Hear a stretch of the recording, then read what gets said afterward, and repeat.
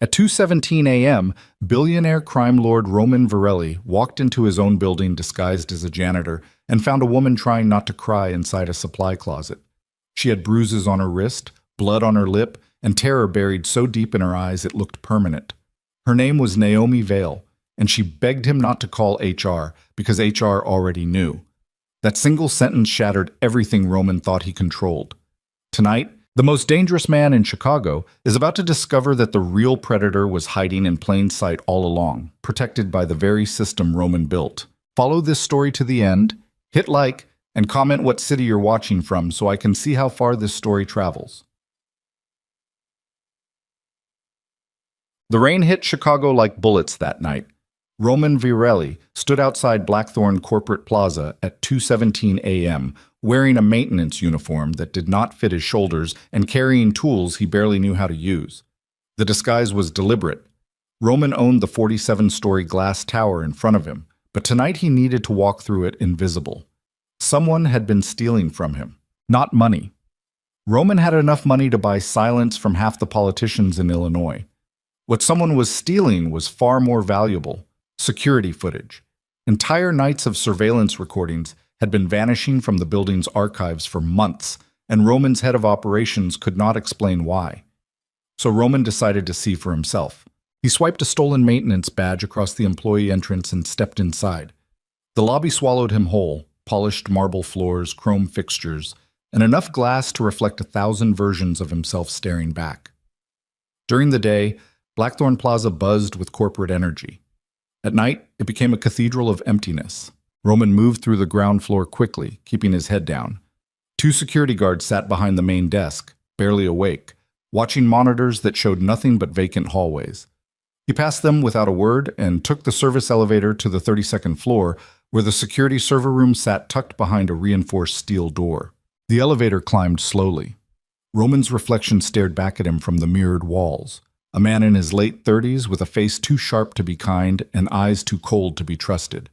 His knuckles carried scars from fights that never made the newspapers. His suits cost more than most people earned in a year, but tonight he wore polyester and cheap work boots because sometimes power required invisibility. The elevator doors opened. Roman stepped into a hallway bathed in flickering fluorescent light. The air smelled like industrial cleaner and stale coffee. He walked toward the server room, counting doors as he passed, when he heard it. A sound. Quiet. Muffled. Almost nothing. Someone crying. Roman stopped. His hand instinctively moved toward the knife hidden beneath his uniform. Years of survival had trained him to treat unexpected sounds as threats, but this was not a threat. This was something worse. It was fear. The sound came from a supply closet 10 feet ahead on his left. The door was slightly open, and through the crack, Roman could see light leaking out, harsh, fluorescent, unforgiving. He approached carefully. Then he pushed the door open. Inside, crouched on the floor beside a mop bucket and a stack of cleaning chemicals, was a woman trying very hard not to make any noise while she fell apart. She looked up at Roman with eyes that had seen too much and survived too little. Her face was young, mid-20s maybe, but her expression carried exhaustion that belonged to someone decades older. Dark hair fell across her cheeks in uneven strands. Her uniform was identical to the one Roman wore, except hers actually fit. And then Roman saw the bruises, fresh ones. Dark purple marks wrapped around her left wrist like fingers had gripped too hard. Her bottom lip was swollen, split slightly on one side where something, or someone, had hit her. Blood had dried in a thin line down her chin. The woman stared at Roman for 3 long seconds, and in those seconds, Roman watched her decide whether to run or stay. She stayed. "Please don't tell anyone I'm here," she said quietly. Roman did not move. "What happened to you?" "Nothing." "That's not nothing." The woman wiped her face quickly, smearing tears across her cheek. "I'm fine. I needed a minute." Roman stepped fully into the closet and closed the door behind him. The space was barely large enough for 2 people. The fluorescent light overhead buzzed like a dying insect. "Who did this?" Roman asked. "It doesn't matter." "It matters." The woman shook her head. Her hands were trembling. "You don't understand. If I say anything, it gets worse." "Worse than this?" She laughed, but the sound came out broken. You have no idea. Roman crouched down so he was eye level with her. Up close, he could see more damage, faint bruises along her collarbone, a scrape on her forearm, exhaustion carved into every line of her face. What's your name? Roman asked. The woman hesitated. Then quietly, Naomi. Naomi, Roman repeated. I'm Roman, and I need you to tell me who did this to you. Naomi looked at him like he had just asked her to jump off the roof. Why? So you can report it? So you can make it official? You think that helps? It's a start. No, Naomi said sharply. It's how you get erased. Roman frowned. What does that mean? Naomi pulled her knees closer to her chest. Her voice dropped lower, like saying the words too loud might summon something terrible. It means I already tried. 3 months ago, I reported what happened to another girl. Her name was Alyssa. She was 19. She worked nights like me, cleaning executive offices on the 40th floor. What happened to her? Carter Sloan happened to her. The name hit Roman like cold water. Carter Sloan, facility director, mid-40s, expensive haircut. Roman had met him twice during board meetings, and both times Carter had smiled too much and talked too loud. What did he do? Roman asked. Naomi's jaw tightened. He cornered her in an empty conference room after midnight. He locked the door. He told her if she screamed, he'd make sure she never worked in Chicago again. Roman's hands curled into fists without him realizing it. And you reported this? I walked in before he could finish, Naomi said. Alyssa was crying. Carter was standing over her with his shirt untucked and his belt undone. I told him to get away from her, and he just laughed. He said I was seeing things. He said Alyssa wanted it. Roman's voice came out colder than he intended. What did HR do? Naomi looked at him with something close to pity. HR protected him. That's not That's exactly what they did, Naomi interrupted. I filed a formal complaint the next morning. I gave them dates, times, camera footage locations. I told them everything. 2 days later, Alyssa disappeared. Her badge stopped working, her file was deleted, and I got called into an office where a woman named Vivian Mercer explained very carefully that if I ever mentioned Carter Sloan's name again, I would lose my job, my references, and any chance of ever working anywhere decent again. Roman felt something dark and familiar rising in his chest. Where's Alyssa now? I don't know, Naomi whispered. She won't answer my calls. I think they paid her to disappear. And you stayed. I have a brother, Naomi said. Micah. He's 17. Our parents died 4 years ago, and I'm all he has. I can't lose this job. I can't afford to disappear. Roman stared at her. So you just keep working here while Carter does whatever he wants, Naomi finished. Yes, that's exactly what I do, because that's what women like me have to do if we want to survive. The fluorescent light buzzed louder. Roman's mind was already working through possibilities, cataloging names, calculating leverage. You said you filed a complaint. That means there's a record. Not anymore, Naomi said. I checked. It's gone. Erased. Like I never said anything. Security footage? Missing. Witnesses? Naomi laughed bitterly. You mean the other cleaners who watched Vivian destroy me and decided they'd rather keep their jobs than help? Yeah. They saw everything. They said nothing. Roman stood slowly. His head nearly brushed the ceiling. Naomi, I need you to listen to me very carefully. I can help you. No, you can't. Yes, I can. Naomi shook her head. You don't even know who I am. You're just some maintenance guy who walked into the wrong closet at the wrong time. You can't help me. Nobody can. Roman almost told her the truth right then. He almost explained that he was not a maintenance worker, that he owned the building, that he could destroy Carter Sloan with a single phone call. But something stopped him. Maybe it was the way Naomi looked at him, like he was just another man making promises he could not keep. Or maybe it was the realization that if he revealed who he was, she would stop trusting him completely. So instead, Roman said, What if I told you I could get the footage back? Naomi blinked. What? The security footage, Roman said. The recordings that went missing. What if I could recover them? That's impossible. It's not. Naomi stared at him. Who are you? Roman did not answer. Instead, he pulled a small business card from his pocket. Plain white, no company name, just a phone number printed in black ink. He handed it to Naomi. "If you need help," Roman said, "call that number. Anytime. Day or night." Naomi looked at the card like it might explode. "Why are you doing this?" Roman did not have a good answer for that. He had spent 15 years building an empire on violence, intimidation, and control. He had destroyed men for less than what Carter Sloane had done to Naomi. But standing in that supply closet under flickering light, watching a woman try not to cry, Roman felt something he had not felt in years. Shame. Because this building belonged to him, and he had not noticed what was happening inside it. "Just take the card," Roman said quietly. Naomi hesitated, then she slipped the card into her pocket. Roman turned toward the door, then stopped. "Naomi, one more thing. Where does Carter work?" "Executive floor," Naomi said. 43rd. His office is at the end of the west hallway." Roman nodded. "Stay here for a few more minutes, then go home. Don't work tonight." "I can't just leave." "Yes, you can," Roman said. "Trust me." He opened the door and stepped back into the hallway. The fluorescent lights buzzed above him. The building felt colder now, darker, like something rotten had been hiding beneath the surface all along. Roman walked toward the elevator with new purpose. He had come here to find a thief. Instead, he had found something worse. By 3:30 a.m., Roman was inside the security server room on the 32nd floor, sitting in front of a wall of monitors and hard drives that stored every second of footage captured inside Blackthorn Plaza. The room was locked, but locks meant nothing to Roman. He had learned how to bypass corporate security systems years ago when he was still building his empire one stolen shipment at a time. Now he owned half the city, but the skills remained useful. Roman pulled up the archive logs and started searching.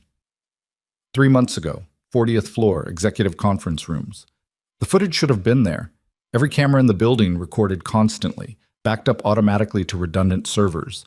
Deleting files required administrator access and deliberate effort. Roman found the timestamp Naomi had mentioned. The file was gone. Not corrupted, not damaged, just gone. Erased cleanly, professionally, like someone who knew exactly what they were doing had reached into the system and deleted evidence of a crime. Roman leaned back in the chair, his jaw tightened. Someone inside Blackthorn Plaza had built a system to protect predators.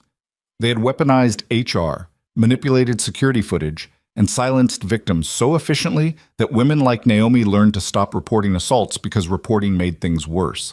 And Roman had not noticed. He had been so focused on protecting his empire from external threats, rival criminals, federal investigations, political enemies, that he had ignored what was happening inside his own building. Roman started digging deeper. He pulled footage from the past 6 months, searching for patterns. What he found made his blood run cold. Carter Sloane appeared in dozens of recordings, always late at night, always on floors where cleaning crews worked alone.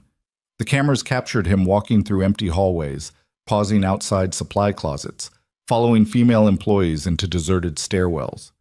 And every time Carter appeared, the footage cut out minutes later. Someone was editing the archives in real time. Roman expanded the search.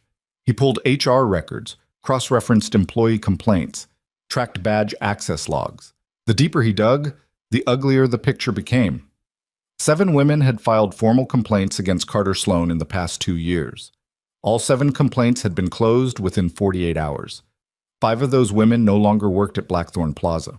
Roman opened the personnel files. Every terminated employee had the same note attached: resigned voluntarily.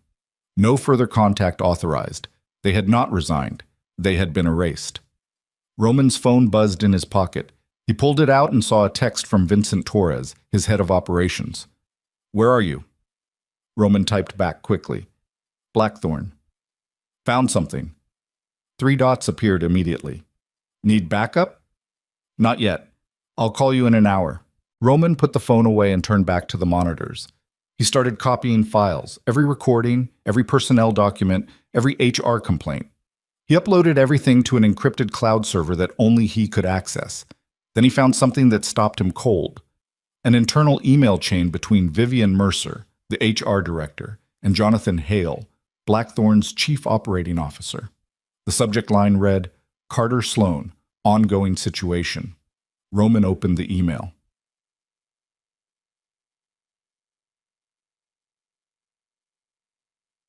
From Vivian Mercer. To Jonathan Hale. Date, 3 months ago. Subject, Carter Sloan. Ongoing situation. Jonathan, we have another complaint. Naomi Vale, overnight cleaning staff. She claims Carter assaulted a coworker named Alyssa Reed in a conference room on the 40th floor. I reviewed the footage. It's inconclusive, but Carter was present. I've already spoken with Alyssa, and she's agreed to accept a settlement in exchange for her silence. I'll process her termination as a voluntary resignation by end of week. As for Naomi, I recommend we keep her nervous but employed. If we terminate her immediately, she becomes sympathetic. If we isolate her, she stays quiet. I've already reassigned her to solo shifts on floors with minimal camera coverage. Carter has agreed to avoid direct contact for now. This is manageable. V. Mike. From Jonathan Hale to Vivian Mercer. Date, 3 months ago. Subject R.E. Carter Sloan. Ongoing situation. Vivian, approved. Keep Naomi isolated. Make sure she understands that escalation will cost her everything. Carter is valuable to this company. We protect our assets. J. Betts. Roman read the emails twice. Then he stood up and walked out of the server room. By 4:15 a.m., Roman was standing outside Carter Sloan's office on the 43rd floor.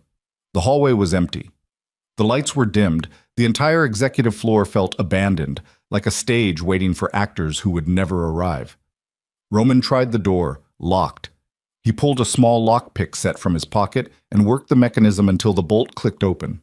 The door swung inward silently. Carter's office was exactly what Roman expected. Oversized desk, expensive leather chair, floor-to-ceiling windows overlooking Chicago's skyline. Framed photos lined the walls. Carter shaking hands with politicians. Carter at charity galas. Carter smiling beside his wife and 2 children. Roman walked to the desk and started searching. Drawers full of contracts, files full of budgets. Nothing useful. Then Roman found a locked cabinet beneath the window. He picked the lock quickly. Inside, he found a single manila folder labeled Personal. Roman opened it. Inside were photographs. Not family photos, not vacation snapshots, photos of women, dozens of them, all taken from security cameras inside Blackthorn Plaza. Women working alone late at night, women bending over cleaning supplies, women walking through empty hallways. And at the bottom of the stack, Roman found a photo of Naomi. She was crouched beside a mop bucket in a supply closet, crying, unaware she was being watched. The photo was dated 2 weeks ago. Roman closed the folder carefully. He had seen enough violence in his life to recognize predatory behavior when it stared him in the face. Carter Sloan was not just a man who abused power.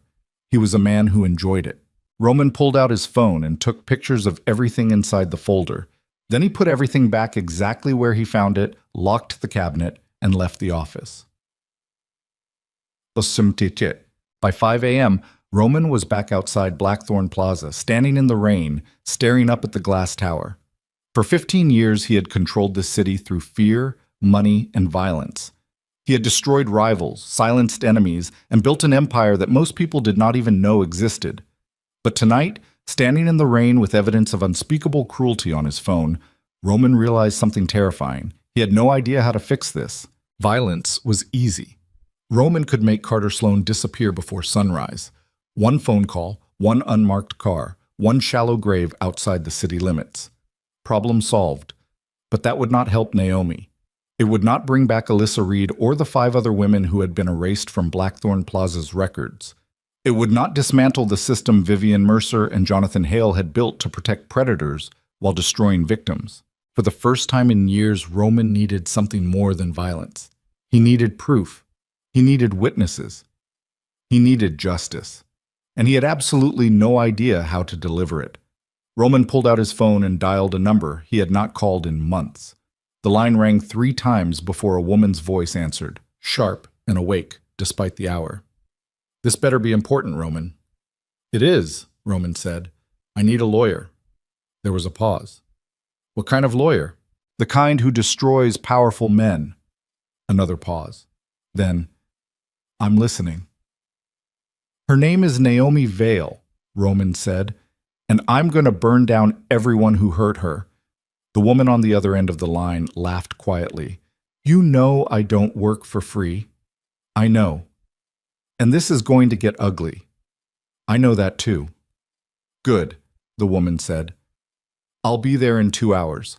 Don't do anything stupid before I arrive. Roman hung up. He stood in the rain for another 5 minutes, staring at the building, memorizing every window, every reflection, every shadow. Then he turned and walked away. Behind him, on the 43rd floor of Blackthorn Plaza, a light turned on inside Carter Sloane's office. And somewhere in the building, Naomi Vale was still trying to figure out if the man in the maintenance uniform had been real or just another broken promise disguised as hope. Selena Ward arrived at Roman's penthouse at 7:43 a.m., carrying a leather briefcase and the kind of reputation that made corporate executives check their retirement funds. She was 42 years old, black hair cut sharp at her shoulders, wearing a charcoal suit that cost more than most people's monthly rent. Her eyes were the color of coffee gone cold, and when she looked at Roman standing in his doorway, she did not smile. You look like hell, Selena said. Roman stepped aside to let her in. I haven't slept. Good. That means you're taking this seriously. Selena walked into the penthouse like she owned it. Floor-to-ceiling windows overlook Lake Michigan, furniture that cost 6 figures, art on the walls that Roman had bought because someone told him it was valuable, not because he cared. Selena dropped her briefcase on the dining table and turned to face Roman. Tell me everything. Start with the girl. Roman told her. He explained finding Naomi in the supply closet, the bruises, the terror in her eyes, the complaint she filed 3 months ago that disappeared like it never existed. He told Selena about Carter Sloane, about Vivian Mercer's emails, about the 7 women who filed complaints, and the 5 who vanished from company records. Selena listened without interrupting. When Roman finished, she opened her briefcase and pulled out a yellow legal pad. How much evidence do you have? Selena asked. Everything, Roman said. Security footage, HR emails, personnel files, photos Carter kept in his office. How did you get into his office? Does it matter? Selena looked at him. Roman, I can't use evidence obtained illegally. You won't have to, Roman said. I'll get it legally. I own the building. I can authorize access to anything. Except you weren't supposed to be there last night, Selena said. You were disguised as a maintenance worker breaking into secure areas. That makes everything you found inadmissible. Roman's jaw tightened. So what do we do? Selena tapped her pen against the legal pad. We rebuild the case from the ground up, legally. That means getting Naomi to talk on record. It means finding the other women who disappeared. It means getting someone inside HR to flip. How long will that take? Months. I don't have months. Then you don't have a case, Selena said flatly. Roman, I know you're used to solving problems with money and muscle, but this is different. You can't just make Carter Sloane disappear and call it justice. Roman turned toward the window. The city stretched out below him, concrete and glass, and millions of people who had no idea what happened in buildings like Blackthorn Plaza after dark. What if Naomi won't talk? Roman asked. Then we lose. Roman's reflection stared back at him from the glass. She's terrified, Selena. She thinks if she says anything, they'll destroy her. They will, Selena said. That's how these cases work. Naomi goes public, and Blackthorn's lawyers will tear apart every detail of her life. They'll find old boyfriends, failed classes, unpaid parking tickets. They'll make her look unstable, unreliable, opportunistic. They'll argue she wanted attention, wanted money, wanted revenge for being a bad employee. That's reality, Selena interrupted. And Naomi needs to understand that before she agrees to anything, because once we start this fight, there's no walking away. Roman turned back to face her. What do you need from me? Access to everything, Selena said. Personnel records, security archives, financial statements. I need to see how deep this goes. If Vivian Mercer and Jonathan Hale covered up multiple assaults, there's a pattern. Patterns are prosecutable. You'll have it by tonight. Selena nodded. And Roman, don't contact Naomi again, not until I talk to her first. Why not? Because you're too close to this, Selena said. You found her crying in a closet and now you want to save her. That's not objectivity, that's emotion. And emotion gets people hurt. Roman did not argue. Selena was right. He had spent 15 years building an empire on cold calculation, and now he was making decisions based on a woman he met once in a supply closet. It felt like weakness. It felt like something worse than weakness. It felt human. I'll send you the files, Roman said quietly. Selena picked up her briefcase. One more thing. If this goes to trial, your name will come up. People will ask how you got involved. They'll dig into your background. Are you prepared for that? Roman met her eyes. Are you asking if I'm worried about my reputation? I'm asking if you're ready to become visible, Selena said. Because right now, you're a ghost. You move money, you move people, but nobody knows your face. This case will change that. Then it changes. Selena studied him for a long moment. Then she walked toward the door. I'll contact Naomi this afternoon. Don't do anything stupid before then. She left. Roman stood alone in his penthouse, staring at the city below, wondering how many other women were crying in supply closets while men like Carter Sloan walked free. Naomi Vale did not sleep that night. She sat in her apartment, a one-bedroom unit in a building that smelled like mildew and broken promises, staring at the business card Roman had given her. Just a phone number. No name. No explanation. Her younger brother Micah was asleep in the bedroom. Naomi had given him the only bed years ago and taken the couch for herself. It was not comfortable, but comfort was a luxury she could not afford. Naomi turned the card over in her hands. Her wrist still ached where Carter had grabbed her 2 nights ago. The bruise had darkened into something ugly and permanent looking, so she wore long sleeves even though the apartment was too warm. She thought about calling the number. She thought about throwing the card away. She thought about walking into Lake Michigan and never coming back. Instead, she stood up and made coffee. The sun was rising by the time Micah stumbled out of the bedroom, wearing sweatpants and a t-shirt that was 2 sizes too big. He was 17 but looked younger, skinny arms, messy hair, the kind of face that still believed the world might be good if you gave it a chance. You're up early, Micah said. Naomi poured him a cup of coffee. Couldn't sleep. Micah sat down at the small kitchen table and studied her face. You look tired. I'm always tired. You look worse than usual. Naomi forced a smile. Thanks.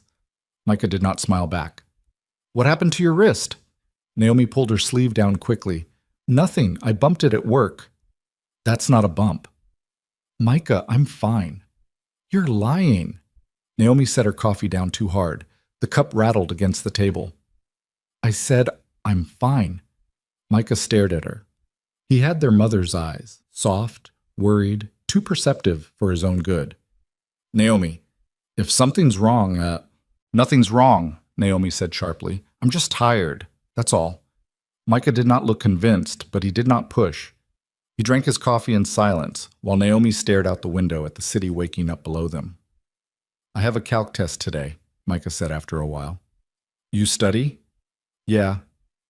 You need anything? No. Naomi nodded. She wanted to tell him the truth. She wanted to explain that she was drowning, that every night at work felt like walking into a building full of ghosts, that she woke up every morning wondering if today would be the day Carter finally cornered her somewhere with no witnesses. But she did not say any of that, because Micah was 17 and he deserved to believe the world was safer than it actually was. I'm proud of you, Naomi said quietly. Micah looked up. For what? For still being here, for not giving up. Micah frowned. Why would I give up? Naomi did not answer. She finished her coffee, kissed Micah on the forehead, and told him she loved him. Then she locked herself in the bathroom and cried until her ribs hurt. Selena Ward found Naomi's apartment at 2:17 p.m. She knocked 3 times. No answer. She knocked again. Naomi Vale? My name is Selena Ward. I'm an attorney. Roman Virelli sent me. The door opened slowly. Naomi stood in the doorway wearing the same long sleeves and the same exhausted expression Roman had described. I don't know anyone named Roman Virelli, Naomi said. Yes, you do, Selena said. He's the maintenance worker who found you in the supply closet 2 nights ago. Except he's not a maintenance worker. Naomi's face went pale. Who is he? Someone who wants to help you, Selena said. Can I come in? Naomi hesitated, then she stepped aside. Selena walked into the small apartment and immediately understood why Naomi had not called the number on the card. This was not the home of someone who believed help existed. This was the home of someone who had learned to survive on scraps. Sit down, Selena said. It was not a request. Naomi sat on the couch. Selena sat across from her in a folding chair that wobbled slightly. I'm going to be direct with you, Selena said. Roman told me what happened. He told me about Carter Sloan. He told me about the complaint you filed 3 months ago, and he told me about the bruises. Naomi's hands curled into fists. I don't want to talk about this. I understand. No, you don't. Selena leaned forward. Naomi, I've been a lawyer for 18 years. I've represented women in cases like yours more times than I can count. I know exactly what you're afraid of. You're afraid that if you speak up, nobody will believe you. You're afraid they'll destroy your life. You're afraid you'll lose your job, your apartment, your ability to take care of your brother. Naomi's eyes widened. How do you know about Micah? Because I do my research, Selena said, and because I need you to understand something. I don't make promises I can't keep. If you decide to move forward with this, your life will get harder before it gets better. Blackthorn's lawyers will attack you. The media might get involved. People you thought were friends will turn on you. Then why would I do it? Naomi asked. Because it's the only way to stop Carter Sloan from doing this to someone else. Naomi laughed bitterly. You think I'm the hero in this story? I'm not. I'm just a girl who cleans toilets and can't afford to disappear. Then don't disappear, Selena said. Fight. Naomi shook her head. You don't understand. I already tried fighting. I filed a complaint. I told HR everything, and they erased me. They erased Alyssa. They made it clear that speaking up costs more than staying silent. That was before you had me, Selena said. You're just a lawyer. I'm not just anything, Selena said coldly. I've taken down executives, politicians, and men who thought they were untouchable. And I don't lose. Naomi stared at her. Why do you care? You don't even know me. I don't need to know you, Selena said. I just need to know that what happened to you was wrong. And I need you to decide if you're willing to do something about it. Naomi looked down at her hands. The bruise on her wrist had started to fade, but the memory had not. What would I have to do? Talk, Selena said. On record. Tell me everything that happened. Every detail, every conversation, every time Carter Sloan made you feel unsafe. Then we find the other women. We build a case strong enough that Blackthorn can't bury it. And if I say no? Selena stood up. Then I walk out, and nothing changes. Carter keeps working, Vivian keeps covering for him, and the next girl who files a complaint gets erased, just like Alyssa did. Naomi closed her eyes. I need time to think. You have 24 hours, Selena said. After that, the window closes. Why 24 hours? Because Roman is barely holding himself back from killing Carter Sloan, Selena said bluntly. And if we don't move fast, this stops being a legal case and starts being a crime scene. Naomi looked up sharply. He wouldn't? Yes, he would, Selena interrupted. Roman Virelli is not a good man, Naomi. He's a dangerous man who happens to be on your side right now. But if you don't give him a legal path forward, he'll take an illegal one. And that won't help anyone. Selena handed Naomi a business card, her real card, with her name and office number printed in clean black letters. Call me by tomorrow, Selena said. Or don't. Your choice. She left. Naomi sat alone in her apartment, holding 2 business cards now, one from a man she did not trust and one from a woman who terrified her. Outside, the city kept moving. And on the 43rd floor of Blackthorn Plaza, Carter Sloan sat in his office, smiling, completely unaware that his world was about to collapse. Roman spent the next 18 hours doing something he had not done in years, waiting. He sat in his penthouse, staring at his phone, resisting the urge to drive to Naomi's apartment and demand that she let him help her. Selena had been clear, do not contact Naomi. Do not pressure her. Do not turn this into another man making decisions for a woman who had already lost control of her own life. So Roman waited. He sent Selena the files, security footage, HR emails, personnel records, everything he had pulled from Blackthorn Plaza's servers. Selena confirmed receipt at 11:47 p.m. and sent back a single message. This is worse than I thought. Roman did not sleep. At 3 a.m., his phone buzzed. A text from Vincent Torres, his head of operations. We have a problem. Roman called him immediately. What kind of problem? Carter Sloan knows someone's digging into him, Vincent said. He made 3 calls tonight, one to Vivian Mercer, one to Jonathan Hale, and one to a private investigator named Marcus Lowe. Roman stood up. How do you know this? I've been monitoring his phone since you told me about the girl, Vincent said. Carter's spooked. He thinks someone's building a case against him. Does he know it's me? Not yet, but he will if we're not careful. Roman walked to the window. The city glowed below him like a circuit board. What did the PI say? Lowe specializes in digging up dirt on accusers, Vincent said. He's the guy companies hire when they need to discredit women before lawsuits go public. Roman's grip tightened on the phone. Where does Lowe live? Roman, don't. Where does he live? Vincent sighed. Lincoln Park. But if you go after him, you'll tip Carter off. Then I won't go after him, Roman said. I'll just make sure he understands what happens to people who target women like Naomi. That's the same thing. Roman hung up. He stood at the window for another 5 minutes, thinking. Then he made a decision he knew Selena would hate. He got dressed, grabbed his coat, and left the penthouse. Marcus Lowe's apartment was on the 3rd floor of a brownstone in Lincoln Park. Nice neighborhood, expensive cars, the kind of place where nobody expected violence. Roman stood outside the building at 4:17 a.m., watching the windows. One light was on, 3rd floor, corner unit. Roman entered the building through the service entrance. No security cameras. No doorman. Just a lock that took him 40 seconds to bypass. He climbed the stairs silently. When he reached the 3rd floor, Roman knocked on Lowe's door. 3 sharp raps. No answer. Roman knocked again. Marcus Lowe, open the door. Footsteps inside. Then a voice. Who is this? Someone who needs to talk to you about Carter Sloan. The door opened a crack. A man in his 50s peered out, graying hair, wire-rimmed glasses, the look of someone who spent his life digging through other people's garbage. I don't know who you are, Lowe said, but this conversation is over. He tried to close the door. Roman's hand shot out and caught it. He pushed the door open and stepped inside. Lowe stumbled back.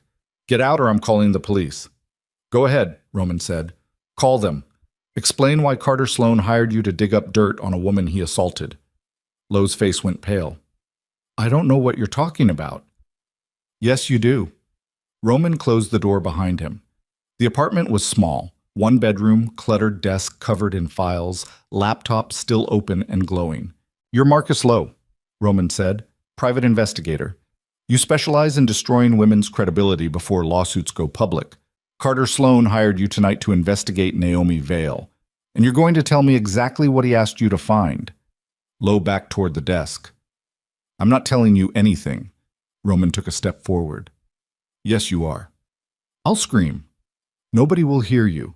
Lowe's hand moved toward his phone on the desk. Roman was faster. He grabbed the phone and threw it across the room. It shattered against the wall. Sit down, Roman said quietly. Lowe sat. Roman pulled up a chair and sat across from him. Here's what's going to happen. You're going to tell me everything Carter asked you to do. Then you're going to delete every file you have on Naomi Vale. Then you're going to call Carter and tell him you can't take the case. And if I don't, Roman leaned forward, then I'll make sure every law firm in Chicago knows you manufacture evidence to destroy assault victims. I'll send proof to the state bar. I'll ruin your career so thoroughly that you'll be investigating insurance fraud in Iowa by the end of the month. Lowe's hands were shaking. You can't do that. Yes, I can. Who are you? Roman did not answer. Lowe stared at him for a long moment. Then, quietly, Carter wants dirt.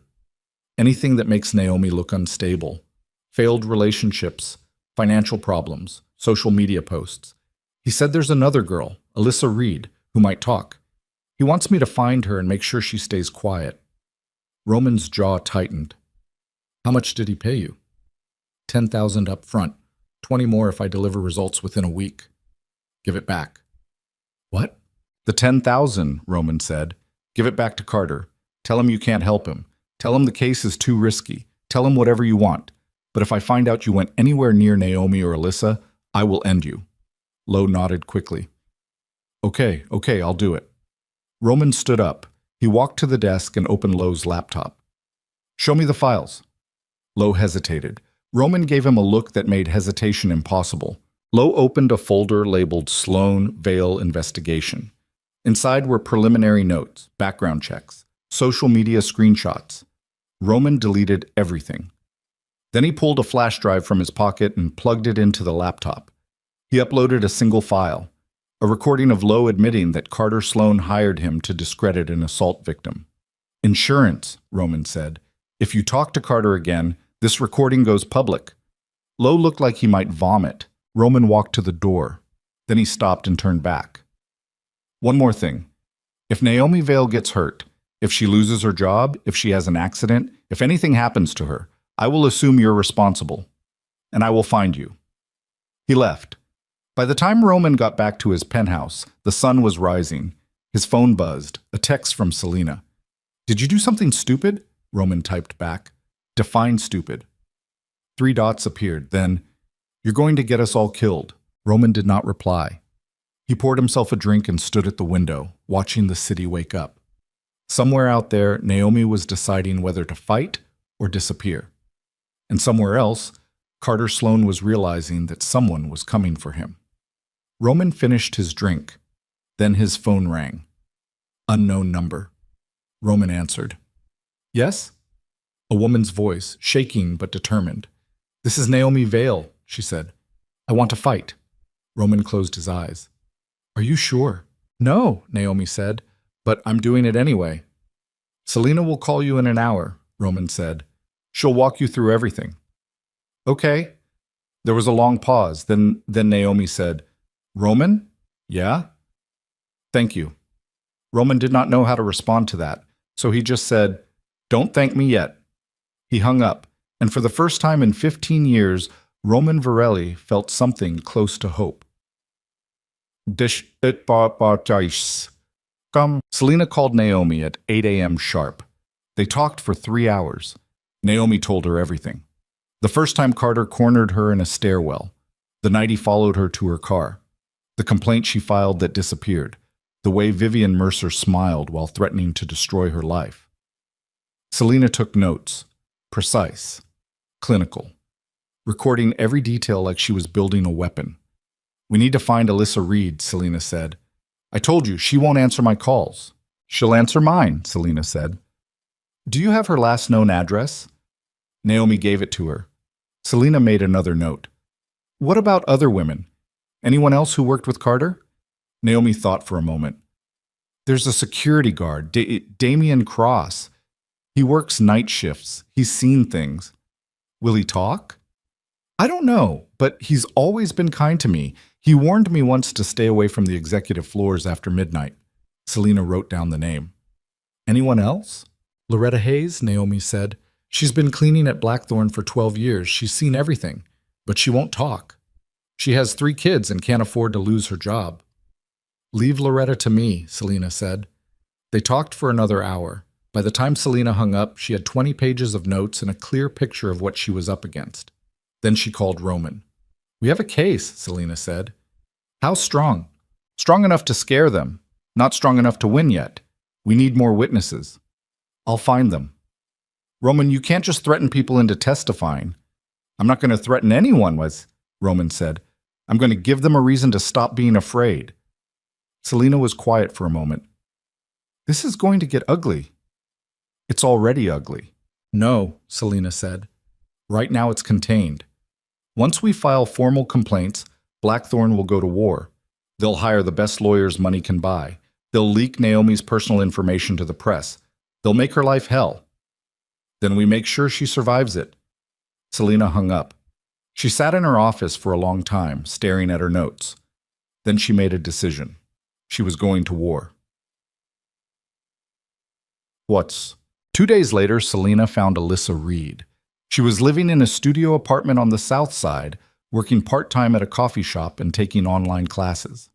When Selena knocked on her door, Alyssa opened it with the same exhausted expression Naomi wore. I don't want to talk about Blackthorn Plaza, Alyssa said immediately. I understand. I signed an NDA. I know. Then why are you here? Selena handed her a business card. Because Naomi Vale is fighting back, and she needs you. Alyssa's face crumpled. I can't. They'll sue me. They'll take everything. They'll try, Selena said. But NDAs don't protect companies from criminal investigations. And what Carter Sloan did to you was a crime. Alyssa shook her head. You don't understand. They paid me $50,000 to go away. I used that money for school. If I break the NDA, I have to give it back. I don't have it anymore. You won't have to give it back, Selena said. Not if we prove the NDA was signed under duress. Alyssa stared at her. Can you do that? Yes. And if you can't? Then I'll pay the $50,000 myself, Selena said. Alyssa blinked. Why would you do that? Because someone has to, Selena said. Will you help us? Alyssa looked down at the business card in her hands, then quietly, what do you need me to do? Tell the truth. Alyssa started crying. Selena sat with her while she cried. She did not offer comfort. She did not make promises. She just waited. Finally, Alyssa wiped her face and said, Okay, I'll do it. Selena nodded. We'll need your testimony on record, and we'll need you to identify Carter Sloan in court if it comes to that. When will it go to court? I don't know yet, Selena said. But when it does, you'll be ready. Alyssa took a shaky breath. What if I'm not? Then I'll make sure you are, Selena said. She left Alyssa's apartment with one more witness, one step closer to burning Blackthorn Plaza to the ground. Meanwhile, Roman was hunting. He started with Damian Cross, the security guard Naomi had mentioned. Roman found him 3 nights later at the end of his shift, walking toward the employee parking garage. Damian Cross, Roman said. Damian turned. He was in his late 30s, broad-shouldered, with the kind of face that had seen too much and decided to stop being surprised. Who's asking? Someone who needs your help. Damian's eyes narrowed. I don't know you. You know Naomi Vale. Damian went still. What about her? She's fighting back against Carter Sloan, Roman said, and she needs someone inside Blackthorn who's willing to tell the truth. Damian looked around the empty garage. You a cop? No. Lawyer? No. Then what are you?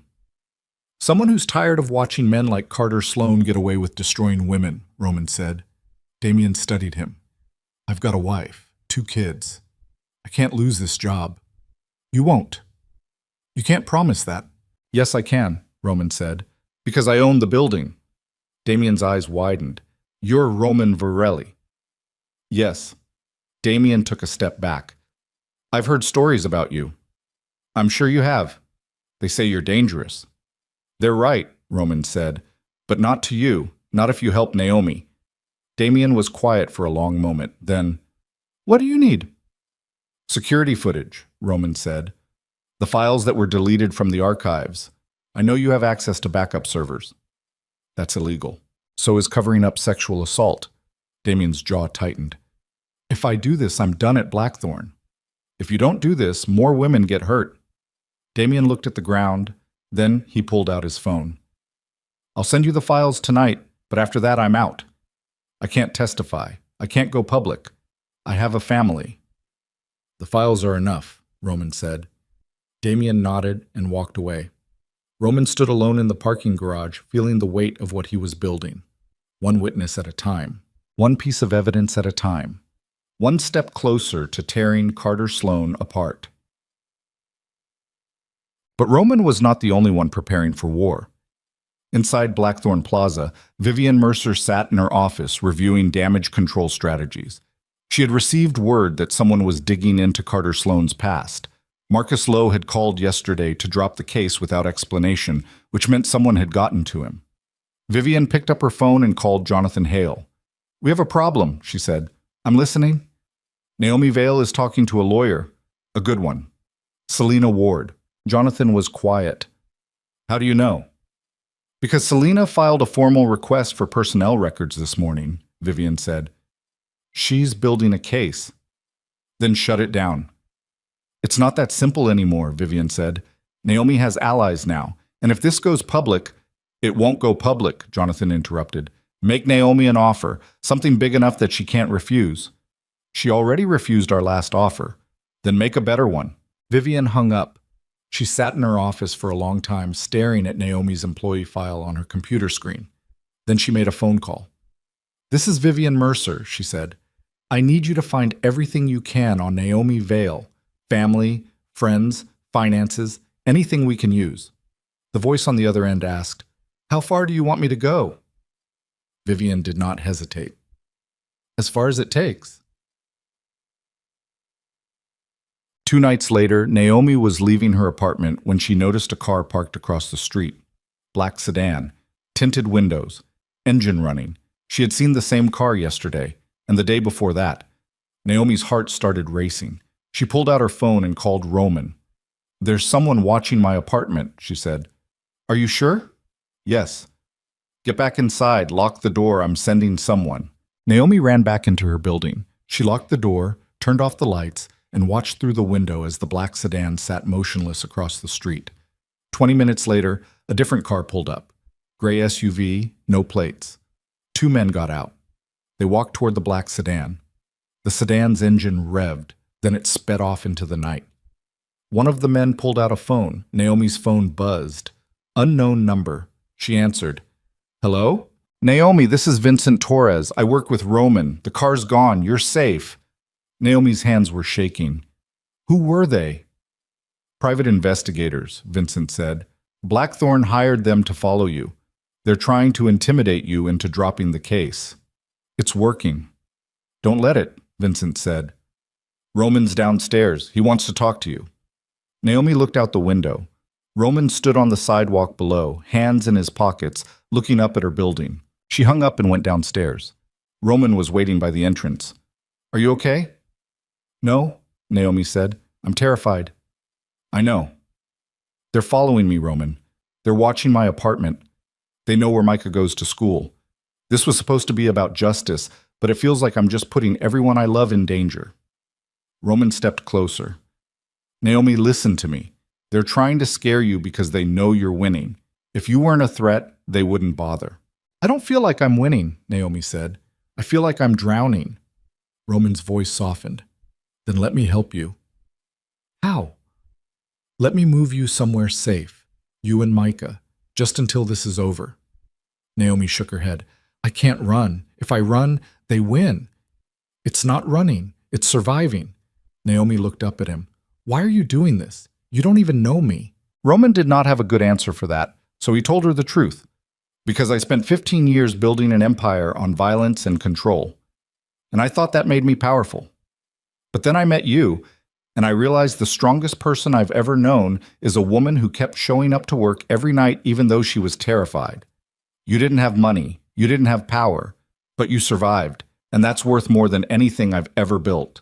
Naomi's eyes filled with tears. I don't want to be strong anymore. I'm tired of surviving. Then let me carry some of the weight, Roman said quietly. Naomi wiped her face. If I keep fighting, Micah gets hurt. If I stop fighting, other women get hurt. There's no version of this where everyone survives. Then we make sure you survive, Roman said, and we make sure Carter Sloan doesn't. Naomi took a shaky breath. Okay. Okay? Okay, Naomi said.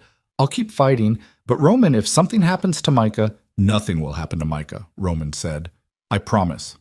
Naomi nodded. Then she turned and walked back into her building. Roman stood on the sidewalk, watching her go. Then he pulled out his phone and called Vincent. We need protection, Roman said. 24 hours. Naomi and her brother. Make it invisible, but effective. Done. Roman hung up.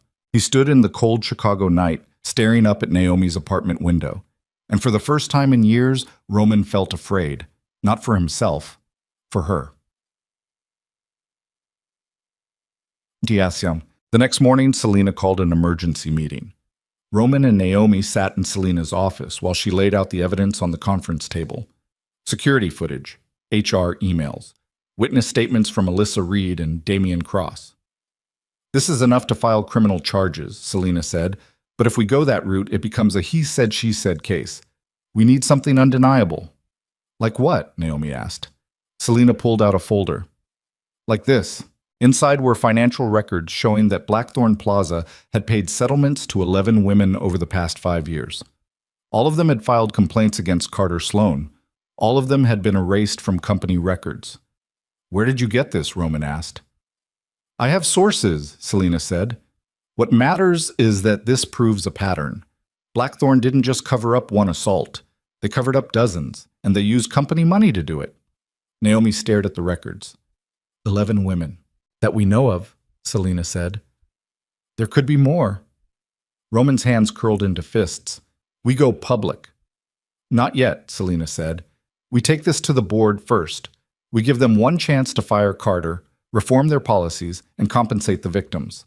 If they refuse, then we go to the media, the police, and every regulatory agency we can find. Naomi looked up. And if they retaliate? They will, Selena said. But we'll be ready. Roman stood up. When do we meet with the board? 3 days, Selena said. Friday afternoon. Executive boardroom. I've already sent formal notice. Naomi's face went pale. I have to face them? You don't have to, Selena said. But if you want them to see you as a person instead of a problem, you need to be in that room. Naomi looked at Roman. Will you be there? Yes. And if Carter's there? Roman's voice went cold. Then I'll make sure he doesn't say a word. Selena gave Roman a warning look. Roman, you are not allowed to threaten anyone in that meeting. I won't threaten anyone. You're a terrible liar. Roman did not argue. The meeting ended. Naomi left first, escorted by Vincent's security team. Roman stayed behind. She's going to break, Selena said quietly. No, she's not. Roman, she's 27 years old. She's about to walk into a room full of executives who want to destroy her. She's terrified. She's stronger than you think. I hope you're right, Selena said. Because if she falls apart in that boardroom, we lose everything. Roman walked to the window. The city stretched out below him, cold, indifferent, endless. She won't fall apart, Roman said. And if she does, I'll hold her together. Selena studied him. You're in love with her. Roman did not turn around. No. You are. I met her once. That doesn't matter, Selena said. You're in love with the idea of saving her, and that's dangerous. Roman finally turned to face her. I'm not trying to save her, Selena. I'm trying to give her a chance to save herself. Selena did not look convinced, but she did not argue. Roman left, and in 3 days, the war would begin. The night before the board meeting, Naomi could not sleep. She lay on her couch, staring at the ceiling, thinking about all the ways tomorrow could destroy her. She thought about Carter Sloan sitting across from her, smiling like he always did. She thought about Vivian Mercer twisting her words into weapons. She thought about walking into that boardroom and realizing she was still just a girl who cleaned toilets while powerful men decided her future. Her phone buzzed. A text from Roman. You're going to be fine. Naomi stared at the message for a long time. Then she typed back, What if I'm not? 3 dots appeared. Then I'll burn the building down. Naomi almost laughed. Almost. Instead, she set her phone down and closed her eyes. Tomorrow she would walk into Blackthorn Plaza one more time. But this time she would not be invisible. This time she would make them see her. And if they refused, then Roman Virelli would make sure they never forgot. Friday arrived like a storm. Naomi stood outside Blackthorn Plaza at 2 p.m., wearing a borrowed suit that Selena had bought for her and shoes that pinched her feet. Roman stood beside her. Selena stood on her other side. Ready? Selena asked. Naomi took a breath. No. Good, Selena said. Fear means you're still human. They walked inside together. The elevator ride to the 43rd floor felt like falling. When the doors opened, Vivian Mercer was waiting. She smiled. Naomi, so glad you could join us. Naomi said nothing. They walked down the hallway, past executive offices, past polished glass walls, past a world that had never been built for women like her. The boardroom doors opened, and inside, Sitting at the head of the table with a smile that could cut glass was Carter Sloane. He looked directly at Naomi. "Hello, Naomi," he said. "Long time no see." And every light in Naomi's world went dark. Naomi's legs stopped working. She stood in the doorway of the boardroom staring at Carter Sloane sitting at the head of the table like he owned not just the room, but the air inside it. His smile was the kind that belonged on magazine covers. Confident, charming, completely empty. He wore a navy suit that probably cost more than Naomi made in 6 months. And his hands were folded calmly on the polished mahogany table like a man who had never been afraid of anything in his life. Roman's hand touched Naomi's lower back. Not pushing, just reminding her she was not alone. "Breathe," he whispered. Naomi forced air into her lungs. Selena walked past them both and set her briefcase down on the table with a sound like a gunshot. "Let's begin." The boardroom was massive. Floor-to-ceiling windows overlooked the Chicago skyline. 12 leather chairs surrounded the table. 9 of them were occupied. Vivian Mercer sat to Carter's right, perfectly composed in a charcoal dress suit. Her face showed nothing. No guilt, no concern, just the smooth professional mask of someone who had spent years weaponizing politeness. Jonathan Hale sat across from her, Chief Operating Officer. Late 50s, silver hair, expensive watch. He looked at Naomi the way someone might look at a stain on expensive furniture. The rest of the board members were strangers to Naomi, executives whose names she had never learned, because women like her were not supposed to know the names of men who controlled everything. Selena gestured to 3 empty chairs on the opposite side of the table. "Naomi, Roman, please sit." Naomi's feet finally moved. She walked to the chair directly across from Carter and sat down. Roman sat beside her. Selena remained standing. "Thank you all for making time on such short notice," Selena began.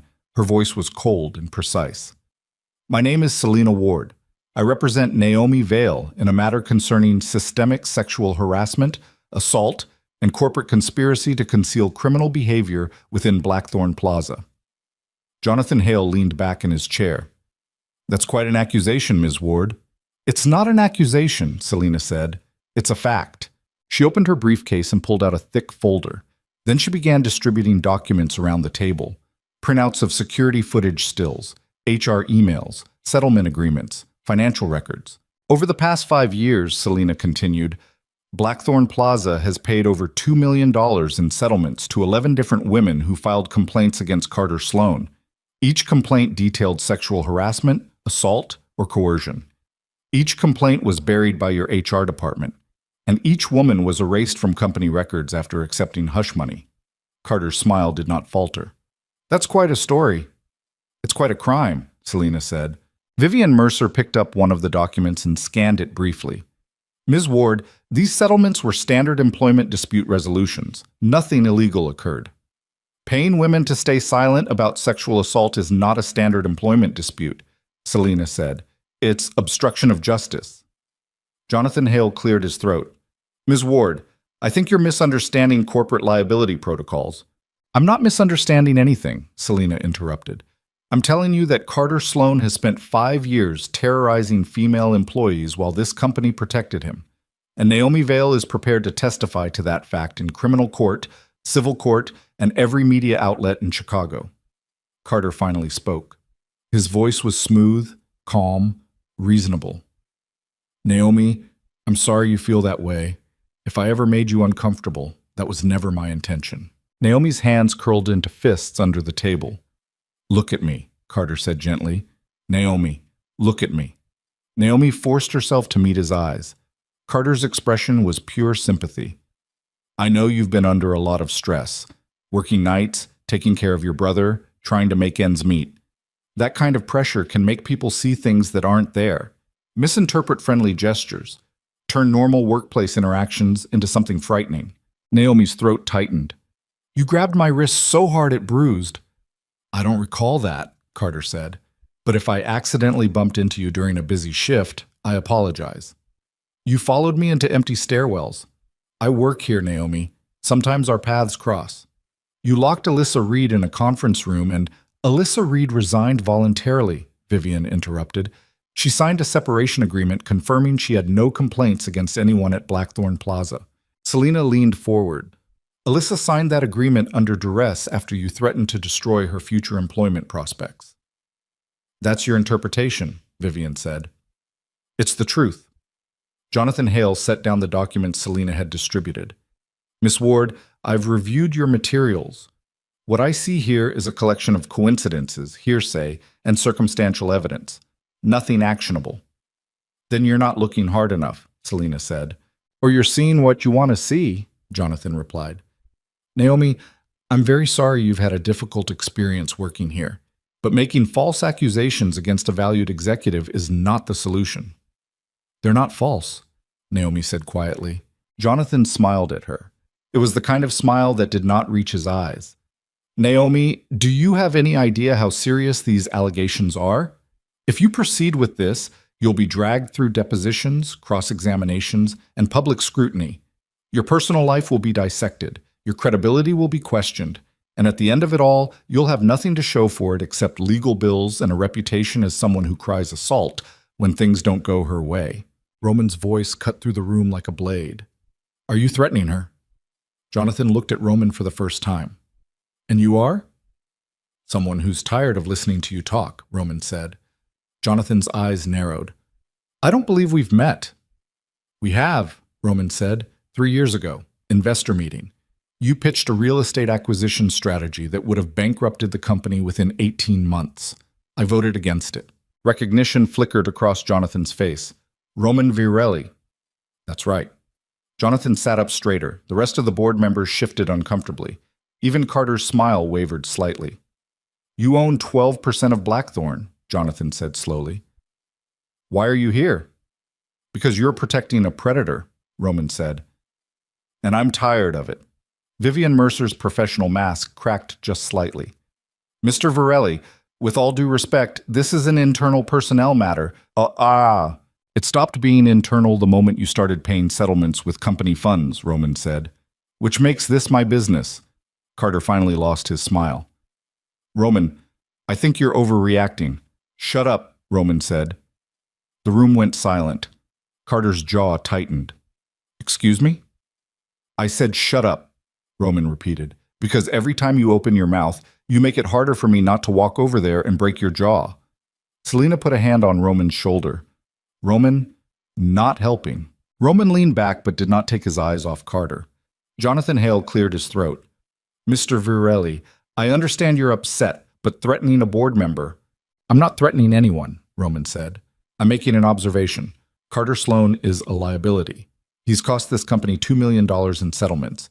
He's created a hostile work environment, and he's one lawsuit away from destroying Blackthorn's reputation permanently. So here's what's going to happen. You're going to fire him. Today. Immediately. And you're going to reform your HR policies so this never happens again. Jonathan stared at him. Or what? Or I go to the press, Roman said. I go to the SEC. I go to every federal agency that investigates corporate misconduct. And I make sure everyone in Chicago knows that Blackthorn Plaza protects sexual predators. The board members exchanged glances. Then Vivian Mercer said something that changed everything. Mr. Virelli, before you make threats you can't take back, I think you should see something. She pulled a folder from her briefcase and slid it across the table toward Roman. Roman opened it. Inside were photographs. Not of Carter, of Naomi. Dozens of them. Surveillance photos taken over the past week. Naomi leaving her apartment. Naomi walking Micah to school. Naomi sitting in a coffee shop with Selena. Naomi standing on the sidewalk outside Blackthorn Plaza talking to Roman. And beneath the photos was a document, a background report. Roman's hands went cold as he read. Naomi Vale. Age 27. No criminal record.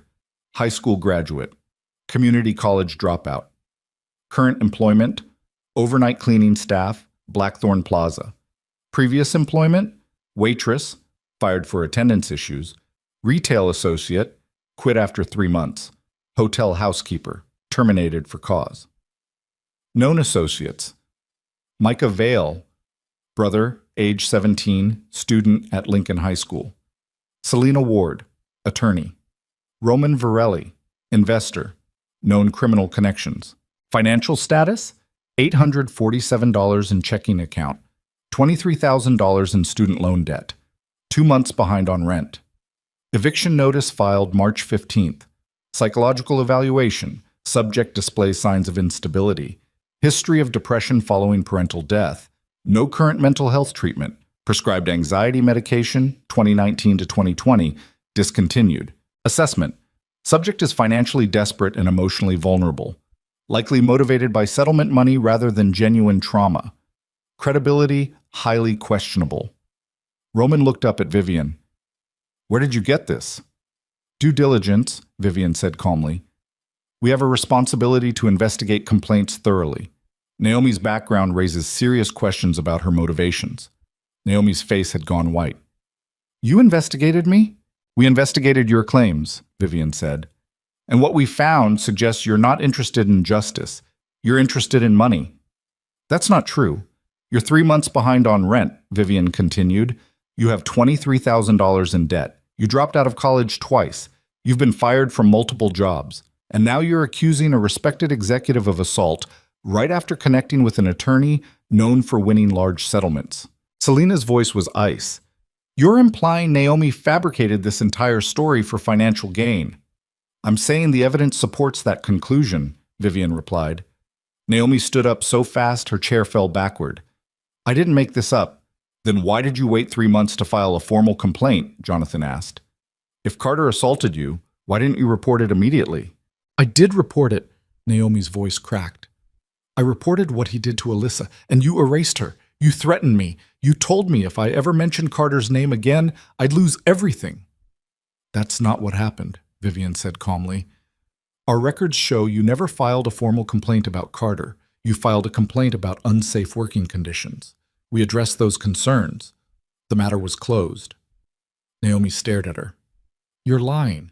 I'm reading from our system, Vivian said. She turned her laptop around to show the screen. See for yourself. Naomi looked at the screen. Her complaint had been rewritten. Every mention of Carter Sloane's name had been removed. Every detail about Alyssa's assault had been erased. What remained was a generic complaint about inadequate lighting in stairwells. You changed it, Naomi whispered.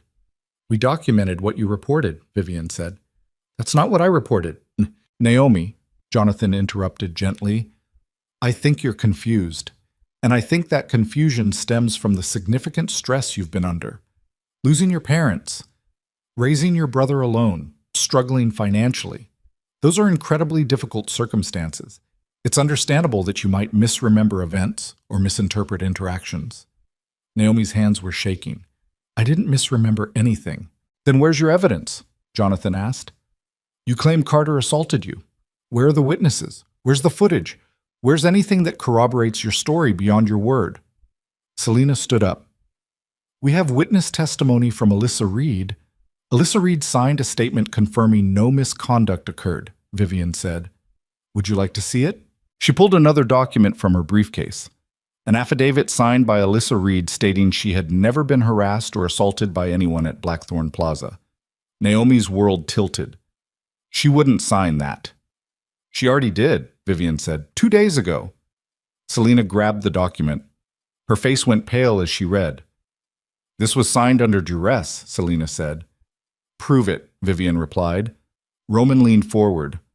What did you offer her? I don't know what you mean, Vivian said. You paid her, Roman said. You paid her to recant her testimony. We offered Alyssa Reed a settlement to resolve any lingering concerns about her employment termination, Vivian said smoothly. She accepted. That's not illegal. It's witness tampering. It's legal dispute resolution. Selena's jaw tightened. We have security footage. No, you don't, Vivian interrupted. We reviewed our archives after receiving your request. The footage you're referring to no longer exists. It was deleted during a routine server upgrade 3 months ago. Standard data management protocol. That's convenient, Selena said coldly. That's policy, Vivian replied. Roman's voice dropped dangerously low. You erased the evidence. We followed data retention guidelines, Vivian said. Nothing more. Jonathan Hale leaned forward. Ms. Ward, Mr. Varelli, Naomi, I think we've all heard enough. It's clear that Naomi has been through a difficult time, and she's misinterpreted some workplace interactions. But there's no evidence of misconduct, no witnesses, no footage, just accusations from someone with a documented history of instability and financial desperation. That's not, Naomi started. However, Jonathan continued, speaking over her, Blackthorn Plaza is a compassionate company. We understand Naomi is struggling, so we're prepared to make an offer. He slid a document across the table. Naomi picked it up with trembling hands. It was a settlement agreement, $200,000. In exchange for Naomi's signature on a document stating she had never been harassed or assaulted by anyone at Blackthorn Plaza. In exchange for her silence. In exchange for disappearing quietly like the 11 women before her. That's a generous offer, Jonathan said. More than generous. It's enough to pay off your debts, cover your brother's college tuition, and give you a fresh start somewhere far away from Chicago. Naomi stared at the number. $200,000. More money than she had ever imagined having. Enough to save Micah. Enough to stop drowning. All you have to do is sign, Jonathan said quietly. And this all goes away. No trial. No media. No destroyed reputation. Just a clean exit and enough money to build a real future. Naomi looked at Roman. Roman's face was stone. She looked at Selena. Selena shook her head slowly. Don't do it. Naomi looked back at the document. $200,000. Or years of legal battles, destroyed credibility, and public humiliation. Her hand moved toward the pen Jonathan was offering. Then Carter Sloane made a mistake. He laughed. Quiet. Barely audible. But Naomi heard it. She looked up at him. He was smiling again. That same empty, charming, untouchable smile. And in that smile, Naomi saw every woman who had been erased before her. She saw Alyssa crying in a conference room. She saw the 11 settlements paid to women whose names she would never know. She saw the system that protected men like Carter while destroying women like her. She saw exactly what she would become if she signed. Invisible. Naomi set down the pen. No, she said. The room went silent. Naomi, Jonathan said carefully, I don't think you understand what you're turning down. I understand perfectly, Naomi said. Her voice was steadier now. You're offering me money to pretend Carter didn't hurt me. You're offering me money to let him keep hurting other women. You're offering me money to disappear so you never have to admit what you let happen inside this building.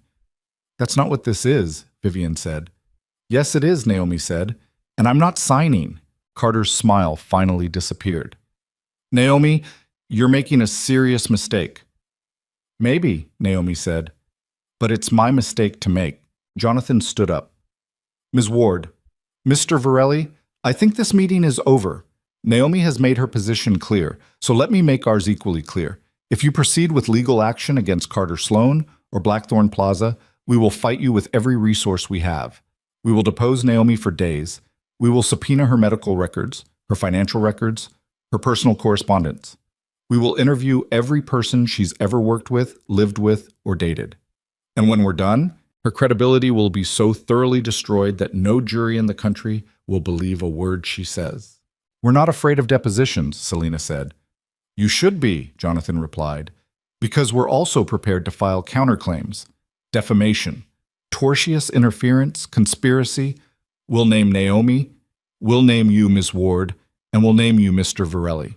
By the time we're done, the three of you will be drowning in legal bills while we drag this case through the courts for years. Roman stood slowly. Are you finished? Not quite, Jonathan said. Roman, you own 12% of this company. That makes you a minority shareholder with no operational control. If you attempt to damage Blackthorn's reputation, you'll be violating your fiduciary duty. We'll sue you personally, we'll freeze your assets, and we'll make sure you never sit on another corporate board as long as you live. Roman smiled. It was not a pleasant smile. You think you can threaten me? I think you're overestimating your power, Jonathan said. And I think you have no idea who you're talking to. The temperature in the room dropped. Roman stepped away from the table and pulled out his phone. He made a call. Someone answered immediately. Vincent, Roman said. It's time. He hung up. Jonathan frowned. Time for what? Roman did not answer. 30 seconds later, Jonathan's phone buzzed, then Vivian's, then every board member's phone in the room. They all looked at their screens. Their faces went white. "What is this?" Vivian whispered. "Insurance," Roman said. He had sent them all the same thing. Every email Vivian had ever written about Carter. Every settlement agreement. Every financial record showing how Blackthorn had paid millions to silence assault victims. Every deleted security footage file that Damian Cross had recovered from backup servers. And a note. This goes public in 1 hour unless Carter Sloan is terminated immediately. Jonathan stared at his phone. "You can't do this." "I just did," Roman said. "If you release this, you'll destroy the company. Then fire Carter." "We can't just—" "You have 1 hour," Roman said. "Decide." He took Naomi's hand. "We're leaving." Selena grabbed her briefcase and followed them toward the door. But before they could leave, Carter Sloan spoke. "Naomi." She stopped. Carter stood up slowly. His face had changed. The charm was gone. What remained was something cold and cruel. "You think you've won," Carter said quietly. "But you haven't. You've just made things worse for yourself. Because even if they fire me, I know where you live. I know where your brother goes to school. And I have friends, powerful friends, who owe me favors." Roman moved so fast Naomi barely saw it. 1 second he was beside her. The next second he was across the room with Carter pinned against the wall, forearm pressed against Carter's throat. "Say that again," Roman whispered. Carter's face was turning red. "Get off me." Roman pressed harder. "I said say it again. Threaten her one more time. Give me a reason." "Roman," Selena shouted, "let him go." Roman did not move. Carter's eyes were bulging now. His hands clawed uselessly at Roman's arm. "Roman," Naomi said quietly. "Please." Something in her voice reached him. Roman released Carter and stepped back. Carter collapsed against the wall, gasping for air. Roman turned to the board members. "You have 59 minutes. Then he walked out. Naomi and Selena followed. The elevator ride down was silent. When they reached the ground floor, Selena finally spoke. "We just started a war." "Good," Roman said. "Roman, they're going to destroy us. They have unlimited resources. They'll drag this out for years. Let them try." Selena grabbed his arm. "You almost killed him up there. If Naomi hadn't stopped you." "But she did," Roman said. He looked at Naomi. She was staring at the floor, her whole body shaking. "Are you okay?" Roman asked quietly. Naomi shook her head. "They made me look like I'm lying. They twisted everything. They paid Alyssa to recant. They erased the footage. They built a whole story where I'm just some desperate girl looking for money." "We knew they would do that," Selena said. "Knowing it and living through it are different things," Naomi said. Her voice broke. "They had photos of Micah. They know where he goes to school. They investigated every failed job I've ever had, every mistake I've ever made. They turned my entire life into evidence that I'm not worth believing." "You are worth believing," Roman said. "To you maybe," Naomi said. "But to them? To a jury? I'm nobody. I'm a janitor with debt and dead parents and a history of quitting things when they get hard. That's what they'll see. Not a victim, just a liability." "Then we change what they see," Selena said. "How?" Naomi asked. "They have unlimited money. Unlimited lawyers. They just offered me $200,000 to disappear, which means they're willing to pay 10 times that to destroy me in court." Selena was quiet. Roman's phone buzzed. He looked at the screen. A text from Vincent. "Board meeting still in session, no decision yet." Roman showed the message to Selena. "They're not going to fire him," Selena said. "They're going to call our bluff." "It's not a bluff," Roman said. "Then you better be ready to follow through," Selena replied, "because the second you release those files, Blackthorn will come after you with everything they have. They'll sue you for breach of fiduciary duty. They'll claim you stole confidential documents. They'll tie you up in litigation until you're bankrupt. I can handle it." "Can Naomi?" Selena asked. Roman looked at Naomi. She looked smaller now than she had in the supply closet 3 weeks ago. Like the weight of fighting had finally crushed something essential inside her. "Naomi," Roman said quietly, "look at me." She did. "I need to know if you want to keep going," Roman said. Because if we release these files, there's no taking it back. Your name will be in every newspaper in Chicago. Your face will be on the news. Everyone you've ever known will be asked about you, and Blackthorn will spend millions making sure you look like a liar. Naomi's eyes filled with tears. What happens if I don't keep going? You take the settlement, Roman said. You disappear. You protect Micah. You survive. And Carter? Keeps working, Roman said. Keeps hunting. Keeps destroying women until someone else is brave enough to fight him. Naomi wiped her face. That's not a choice. That's just two different kinds of hell. I know, Roman said. Naomi looked at Selena. What would you do? Selena's expression softened slightly. I'd fight, but I'm not 27 with a 17-year-old brother depending on me. You have more to lose than I ever did. Naomi nodded slowly. Then she pulled out her phone and called Micah. He answered on the second ring. Naomi, you okay? Yeah, Naomi said. Her voice was steadier now. I'm okay. Listen, I need you to pack a bag. You're staying with Vincent for a few days. Who's Vincent? A friend. He'll pick you up from school in 20 minutes. Naomi, what's going on? I'll explain later, Naomi said. Just trust me, okay? There was a pause. Okay. I love you, Naomi said. Love you too. She hung up. Then she looked at Roman. Release the files. Naomi, release them, Naomi said. I'm done hiding. I'm done being afraid. If they want to destroy me, they'll have to do it in public. Roman held her gaze for a long moment. Then he pulled out his phone and sent a message to Vincent. Do it. 3 seconds later, Roman's phone started buzzing continuously. Notifications, emails, calls. The files had gone public. Security footage of Carter cornering Naomi in empty hallways. HR emails detailing how to keep victims quiet. Settlement agreements proving Blackthorn had paid millions to cover up assaults. Financial records showing a pattern of protecting predators. All of it. Public. Permanent. Undeniable. Selena's phone started ringing. She answered, listened, then hung up. The board just called an emergency meeting, she said. Carter's been placed on administrative leave pending investigation. That's not enough, Roman said. It's a start, Selena replied. Naomi's phone buzzed, an unknown number. She answered. Is this Naomi Vale? A woman's voice. Yes. This is Rebecca Torres from Chicago Tribune. I just saw the documents released about Blackthorn Plaza. Would you be willing to comment? Naomi looked at Roman. He nodded. Yes, Naomi said. I'll comment. And that was how the war went public. Shpak. By midnight, the story was everywhere. Blackthorn Plaza accused of covering up sexual assault. Billionaire investor releases documents exposing corporate conspiracy. Anonymous janitor's complaint reveals systemic abuse at Chicago Tower. Naomi sat in Roman's penthouse watching the news coverage with Selena and Roman beside her. Her face was not on screen yet. Selena had insisted on keeping Naomi anonymous for as long as possible, but her story was. Every major outlet in Chicago was covering it. Some were sympathetic. Some were skeptical.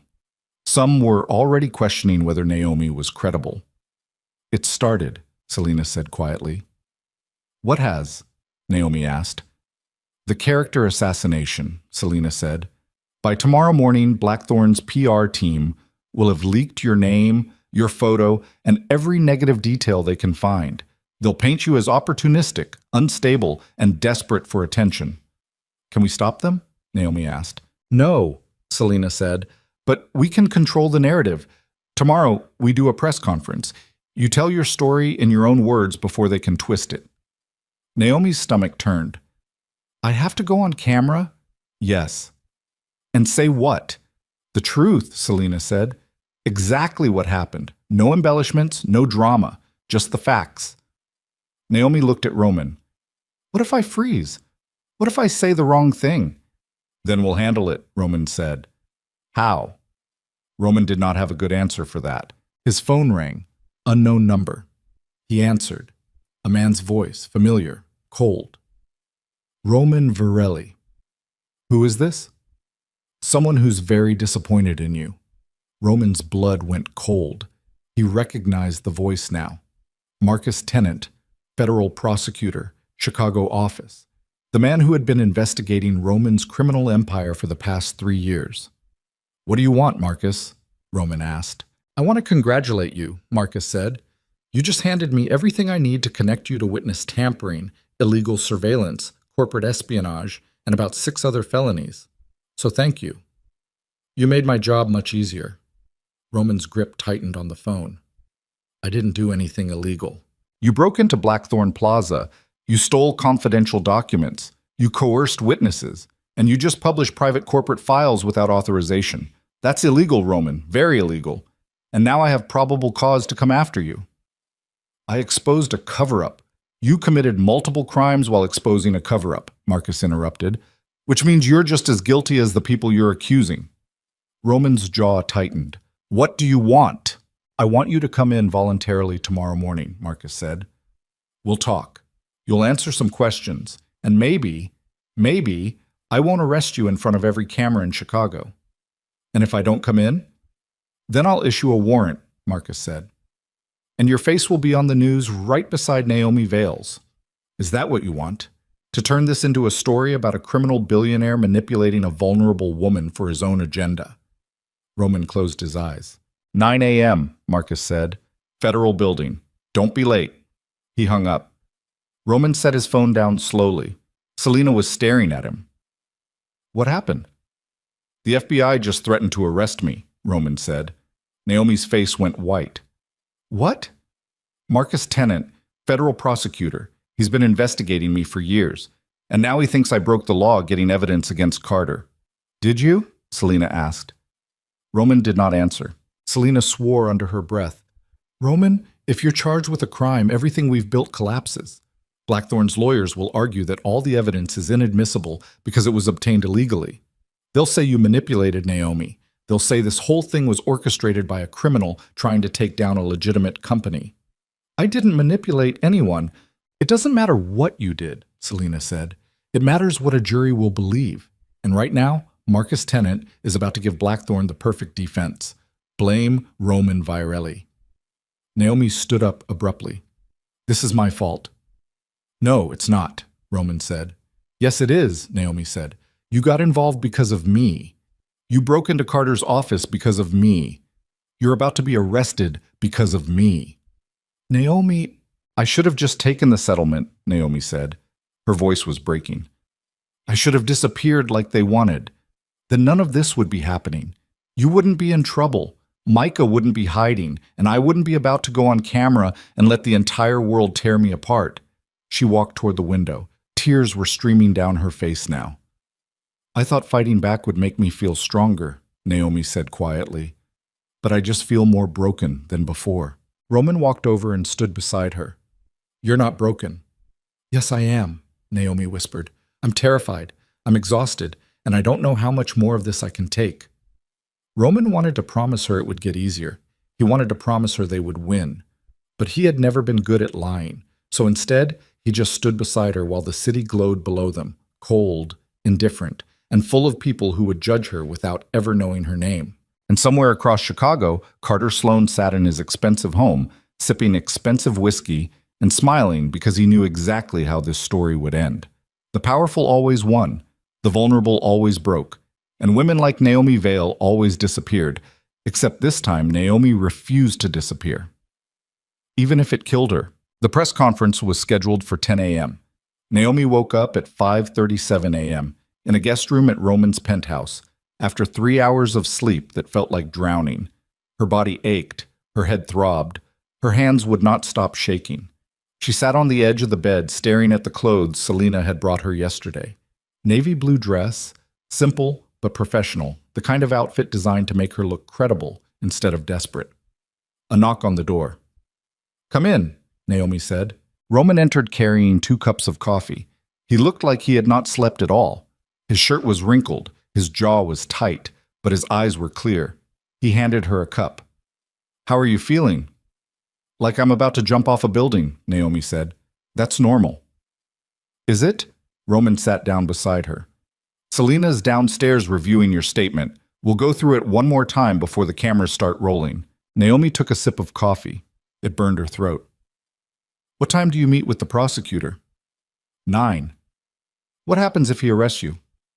Then Selena handles the press conference alone. Roman, Naomi, listen to me, Roman interrupted. His voice was steady but urgent. No matter what happens to me today, you keep going. You tell your story. You don't apologize for anything, and you don't let them make you feel small. Naomi's eyes filled with tears. I already feel small. That's because they've spent 3 weeks trying to erase you, Roman said. But today, you take up space. You make them see you, and you don't let them look away. Naomi nodded slowly. Roman stood up. Get dressed. Selena wants you downstairs in 20 minutes. He left. Naomi sat alone in the silence, staring at the navy blue dress, wondering if fabric could hold together a person who was falling apart. She got dressed anyway. Downstairs, Selena was pacing the living room with a printed statement in one hand and her phone in the other. She looked up when Naomi entered. Good, Selena said. Sit down. We're running through this one more time. Naomi sat. Selena handed her the statement. This is what you're going to read. I've kept it short, 3 minutes. You introduce yourself, explain what happened, and make it clear that you're not looking for money. You're looking for accountability. Naomi scanned the words. They were clean, professional, stripped of emotion. This doesn't sound like me, Naomi said. It's not supposed to sound like you, Selena replied. It's supposed to sound credible. If you go off script and start crying or shouting, the media will use that against you.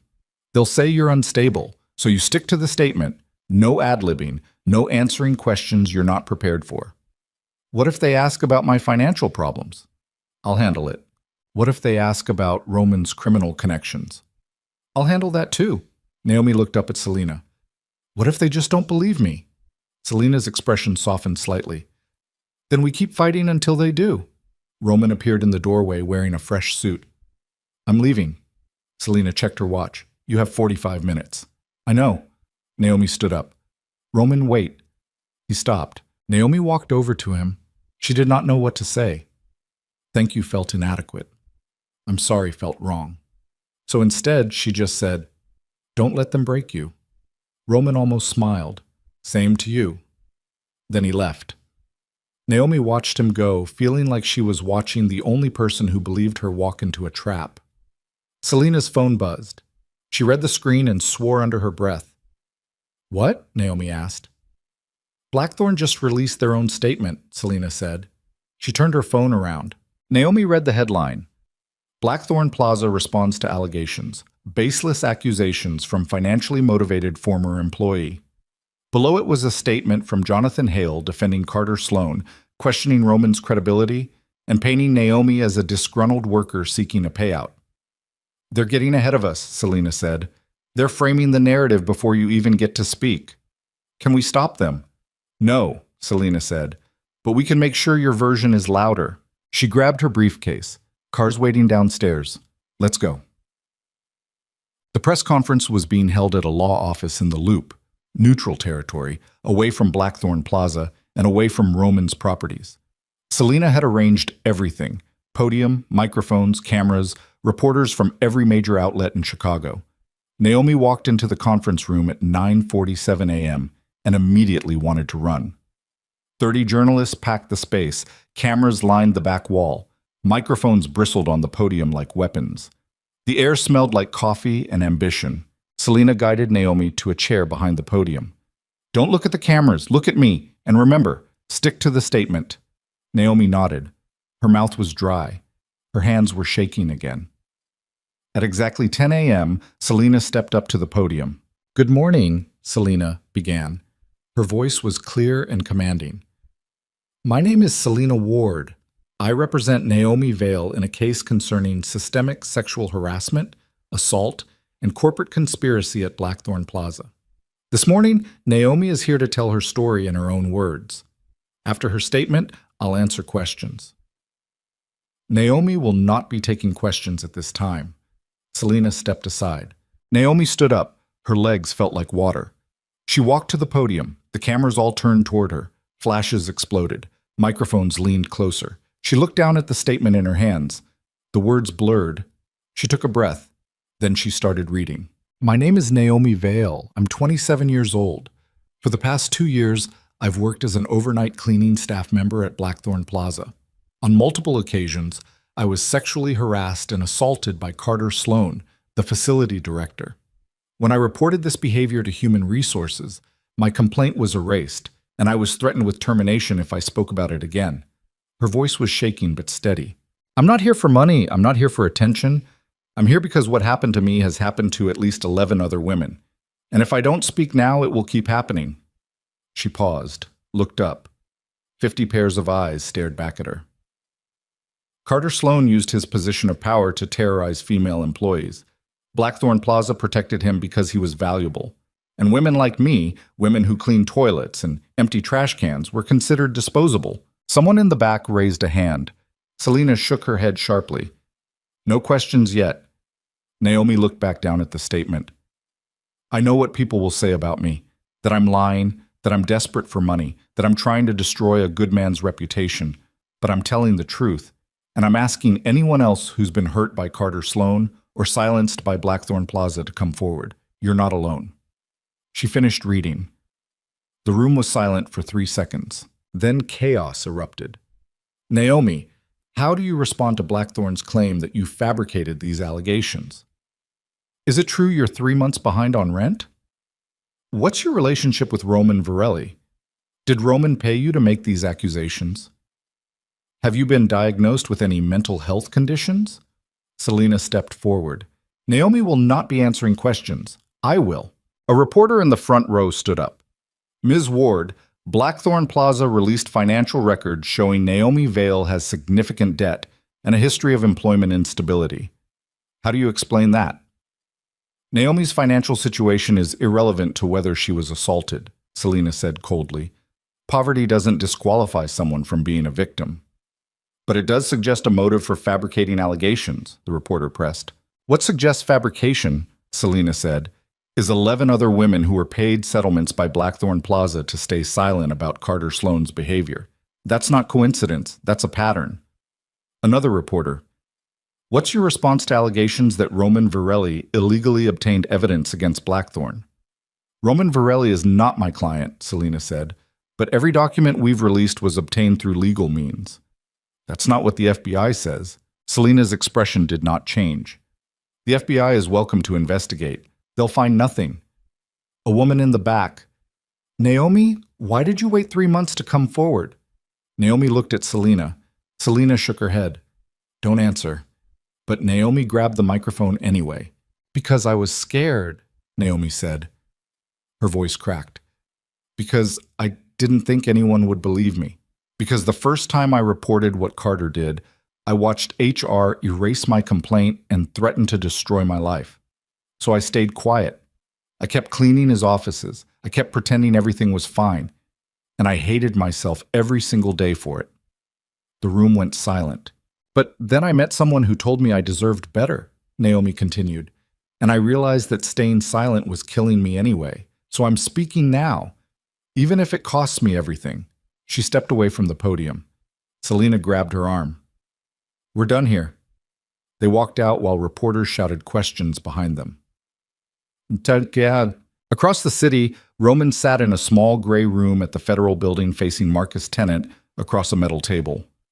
Marcus was exactly what Roman expected. Mid-40s, wire-rimmed glasses, the kind of face that had spent years learning how to show nothing. Thank you for coming in voluntarily, Marcus said. He set a thick folder on the table between them. Let's start with the easy question. How did you obtain confidential documents from Blackthorn Plaza? I own 12% of the company, Roman said. I have access. Not to HR files, not to sealed settlement agreements, not to security footage that was deleted months ago. Roman said nothing. Marcus opened the folder and pulled out a photograph. Roman recognized it immediately. Carter Sloan's office. The locked cabinet. The manila folder full of surveillance photos. You broke into Carter Sloan's office on the night of May 2nd, Marcus said. You picked 2 locks. You photographed confidential materials. Then you distributed those materials without authorization. That's breaking and entering, theft of private property, and corporate espionage. I was investigating a crime, Roman said. So call the police, Marcus replied. Don't break into someone's office and steal evidence. The police wouldn't have done anything. That's not your decision to make. Roman leaned forward. Are you seriously telling me you're more interested in how I got the evidence than what the evidence proves? I'm interested in both, Marcus said. But right now, we're talking about your crimes, not Carter Sloane's. Then you're wasting my time. Marcus pulled out another document. Phone records showing calls between Roman and Vincent Torres, Roman and Selena Ward, Roman and Damian Cross. You coordinated an illegal surveillance operation, Marcus said. You coerced witnesses. You paid people to steal confidential files. And now you're trying to hide behind Naomi Vale like she's the reason you did all this. Roman's jaw tightened. I didn't coerce anyone. You threatened Marcus Lowe. I told him the truth. You broke into his apartment at 4 a.m. and destroyed his phone. Roman did not deny it. Marcus leaned back. Here's what I think happened. I think you've been looking for a way to legitimize your criminal empire for years. I think you saw Naomi Vale as an opportunity, a sympathetic victim you could use to distract from your own illegal activities. So you manufactured evidence, manipulated witnesses, and turned a legitimate assault case into a circus. That's not what happened. Prove it. Roman said nothing. Marcus closed the folder. Roman, I've been investigating you for 3 years. I know about the money laundering. I know about the extortion. I know about the people who've disappeared after crossing you, but I could never prove any of it, until now, because you just handed me everything I need to put you away. For what? Helping a woman who was assaulted? For committing multiple felonies while helping her, Marcus said. Roman, you're looking at 5 to 10 years. Maybe more if I can connect you to witness tampering. Roman's hands curled into fists under the table. What do you want? I want you to back away from the Blackthorn case, Marcus said. Let Selena Ward handle it. Let Naomi tell her story without you lurking in the background. And maybe, I'll consider reducing the charges. And if I don't?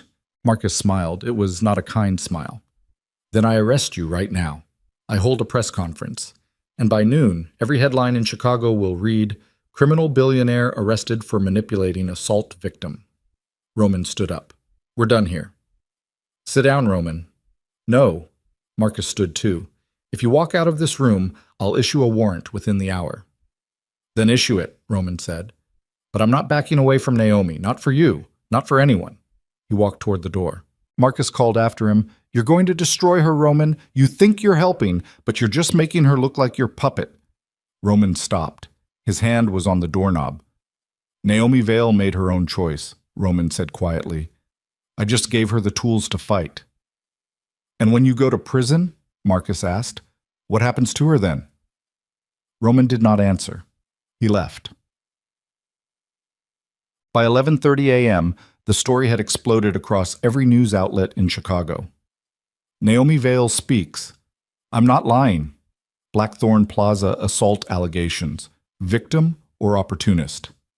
Federal investigation into Roman Virelli's role in Blackthorn's scandal. Naomi sat in Selena's office watching the coverage on 3 different screens. Some outlets were sympathetic. Most were skeptical. A few were openly hostile. One anchor said, this is clearly a woman who saw an opportunity to exploit a wealthy man's guilt.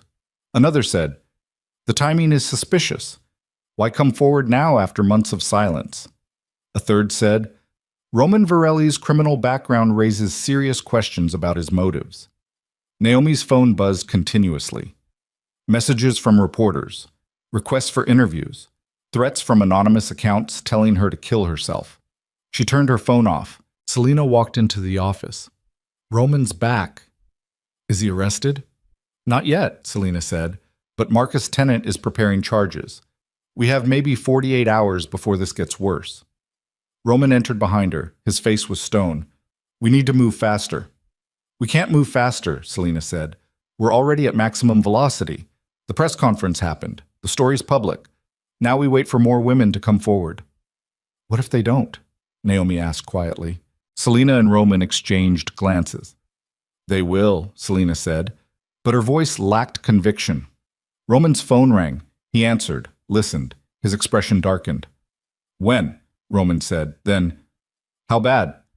He hung up. What happened? Selena asked.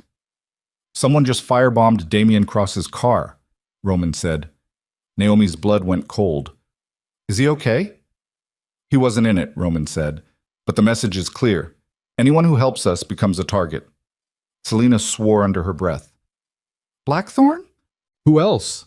Roman said. We can't prove that. I don't need to prove it, Roman said. I just need to stop it. How? Selina asked. Roman pulled out his phone. By making them more afraid of me than I am of them. He made a call. Someone answered immediately. Vincent, Roman said. I need eyes on Jonathan Hale, Vivian Mercer, and Carter Sloan. 24 hours. If any of them so much as breathe wrong, I want to know about it. He hung up. Selina stared at him. Roman, if you retaliate... I'm not retaliating, Roman said. I'm protecting witnesses. That's the same thing. No, it's not, Roman said. Retaliation would be me walking into Carter's house tonight and beating him to death with my bare hands. This is restraint. Naomi stood up abruptly. Stop. Both of them turned to look at her. Just stop, Naomi said. Her voice was shaking. Roman, you're about to be arrested. Selina, we're running out of witnesses.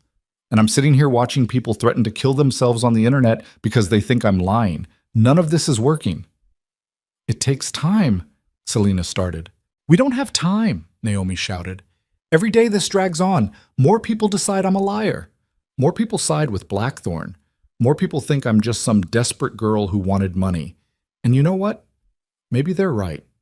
Maybe I should have just taken the settlement and disappeared. Naomi, no, Naomi said. You told me fighting would make me stronger. You told me speaking up would change things. But I don't feel stronger. I feel destroyed. And nothing has changed except now everyone knows my name and half of them hate me. Roman stepped toward her. We're not giving up. Maybe we should, Naomi said. Tears were streaming down her face now. Maybe I should. You don't mean that. Yes, I do, Naomi said. Because I'm tired of being brave. I'm tired of fighting. I'm tired of waking up every morning terrified that today's the day they finally break me. I just want it to stop. The room was silent. Then Selina's phone rang. She looked at the screen. Her eyes widened. It's Loretta Hayes. The room froze. Loretta Hayes, the veteran cleaning supervisor who had worked at Blackthorn for 12 years, the woman who knew everything but refused to talk because she had 3 kids and could not afford to lose her job. Selina answered. Loretta? She listened. Her face went pale. When? Selina asked. Then, are you somewhere safe? More listening. Okay, Selina said. Don't move. I'm sending someone to get you. She hung up. What happened? Roman asked. Selina looked at Naomi. Loretta just got fired. Blackthorn claimed she falsified timesheets. They escorted her out of the building an hour ago. Why is she calling you? Naomi asked. Because she's ready to talk, Selina said. She said if they're going to destroy her anyway, she might as well tell the truth. Roman pulled out his phone. I'll send Vincent. No, Selina said. I'll go. Loretta doesn't trust men. She barely trusts me. She grabbed her coat. Stay here. Both of you. Don't talk to anyone. Don't open the door. Don't do anything stupid. She left. Naomi and Roman sat in silence. After a long moment, Naomi said quietly, What if Loretta's testimony isn't enough? It will be, Roman said. You don't know that. No, Roman admitted. But I know that 12 years of working at Blackthorn means Loretta saw things nobody else did. And if she's willing to testify, that changes everything. Naomi wiped her face. I don't know how much more of this I can take. Roman moved closer. Then take it 1 hour at a time, 1 minute if you have to. And when the FBI arrests you, then you keep going without me. I can't do this alone. Yes, you can, Roman said. You've been doing it alone your whole life. I just gave you backup. Naomi looked at him. Why did you really help me, Roman? And don't say it's because you own the building. That's not the whole truth. Roman was quiet for a long time. Then he said, because I spent 15 years becoming the kind of man people are afraid of. And I thought that was power. But then I met you, and I realized the only thing I'd really become was lonely. You were terrified and broke and barely surviving, but you still tried to save Alyssa. You still showed up to work every night, even though you were drowning. And I looked at you and thought, that's what strength actually looks like. Not violence, not control, just refusing to disappear. Naomi's eyes filled with tears again. I don't feel strong. That's because strength doesn't feel like anything, Roman said. It just looks like getting up every morning when staying down would be easier. Naomi leaned against him. He did not move. He just let her weight rest against his shoulder while the city hummed 47 stories below them. Roman? Naomi said after a while. Yeah? If you go to prison, will you be okay? Roman almost laughed. Probably not. That's not reassuring. I know, Roman said, but it's honest. They sat in silence until Selena returned 2 hours later with Loretta Hayes. Loretta was 53 years old, dark skin lined with exhaustion. Wearing a Blackthorn maintenance uniform she had not had time to change out of, her eyes were red from crying. Her hands shook as Selena guided her into the office. Naomi stood up immediately. Loretta. Loretta looked at her. I'm sorry, baby. For what? For not speaking up sooner, Loretta said. Her voice broke. I knew what Carter was doing. I saw him corner you. I saw him follow other girls, and I said nothing because I was scared. And now they fired me anyway. Naomi walked over and took Loretta's hands. It's okay. It's not okay, Loretta said. I watched him destroy you, and I did nothing. You're doing something now, Naomi said quietly. Selena gestured to a chair. Loretta, sit down. Tell us what you know. Loretta sat. She took a shaky breath. Then she started talking. I've worked at Blackthorn for 12 years, Loretta began. I've seen 7 facility directors come and go. Carter Sloan has been the worst. He started 3 years ago, and within months, girls were coming to me crying, asking to switch shifts, asking to transfer floors. I knew why, but I couldn't help them. HR didn't care. Management didn't care. And if I made noise, I'd lose my job. What did you see? Selena asked. Everything, Loretta said. I saw Carter trap a girl named Monica in a supply closet. I saw him follow another girl, Jessica, to the parking garage and stand by her car until she was too scared to leave. I saw him corner Naomi in the west stairwell and grab her so hard she had bruises for weeks. Why didn't you report it? Selena asked gently. Loretta's face crumpled. Because I have 3 kids. Because I'm the only income in my house. Because I knew what happened to girls who reported Carter. They disappeared, and I couldn't afford to disappear. But you're talking now, Roman said. Because they fired me anyway, Loretta said bitterly. I spent 12 years protecting that company. I covered shifts when girls quit because Carter scared them away. I cleaned up after executives. I kept my mouth shut when I should have been screaming. And the second I became inconvenient, they threw me out like garbage. Selena pulled out a recorder. Loretta, I need you to say everything you just told me on record. Can you do that? Loretta nodded. Yes. It's going to be used in court. Defense attorneys will cross-examine you. They'll try to discredit you. Let them try, Loretta said. I'm done being quiet. Selena pressed record. And for the next 3 hours, Loretta Hayes testified to 12 years of silence, complicity, and watching powerful men destroy vulnerable women while everyone looked away. When she finished, Selena stopped the recording. This is enough, Selena said quietly. With Loretta's testimony, Alyssa's statement, and the financial records, we have a prosecutable case. Against Carter? Naomi asked. Against Carter, Vivian Mercer, and Jonathan Hale, Selena said. Conspiracy to obstruct justice, witness tampering, corporate fraud, all of it. Roman stood up. Then we file charges. Today. We can't, Selena said. Not until the FBI finishes investigating you. If we file now, Blackthorn's lawyers will argue the case is tainted by your criminal activity. Then what do we do? We wait, Selena said. For what? For Marcus Tennant to either arrest you or clear you, Selena said. And we pray it's the latter. Roman's phone buzzed. He looked at the screen. His face went white. What? Naomi asked. Roman turned his phone around. A news alert. Breaking. Carter Sloan found dead in apparent suicide. The room went silent. Naomi grabbed the phone and read the article. Her hands were shaking so badly she almost dropped it. Carter Sloan, 46, facility director at Blackthorn Plaza, was found dead in his home this evening from a self-inflicted gunshot wound. Police are investigating. Sloan had recently been placed on administrative leave following allegations of sexual misconduct. Naomi looked up at Roman. He's dead. I see that, Roman said quietly. Did you? No, Roman said immediately. I didn't touch him. Selena was already on her phone. This changes everything. How? Naomi asked. Because now Blackthorn's lawyers will argue that Carter was innocent and killed himself because of false accusations, Selena said. They'll paint him as the victim. They'll say we drove him to suicide, and suddenly this case becomes about whether we're responsible for his death. That's insane, Naomi said. That's strategy, Selena replied. Roman's phone rang. Vincent. Roman answered. Tell me you had nothing to do with this. We didn't, Vincent said. Our surveillance shows Carter was alone all evening. No visitors, no signs of coercion. He wrote a note. What did it say? I can't live with what they're saying about me, Vincent read. I'm innocent, and I can't prove it. Roman hung up. He looked at Naomi. Carter's suicide note claims he was innocent. Naomi's legs gave out. She sat down hard. So that's it. He's dead, and now everyone will believe him instead of me.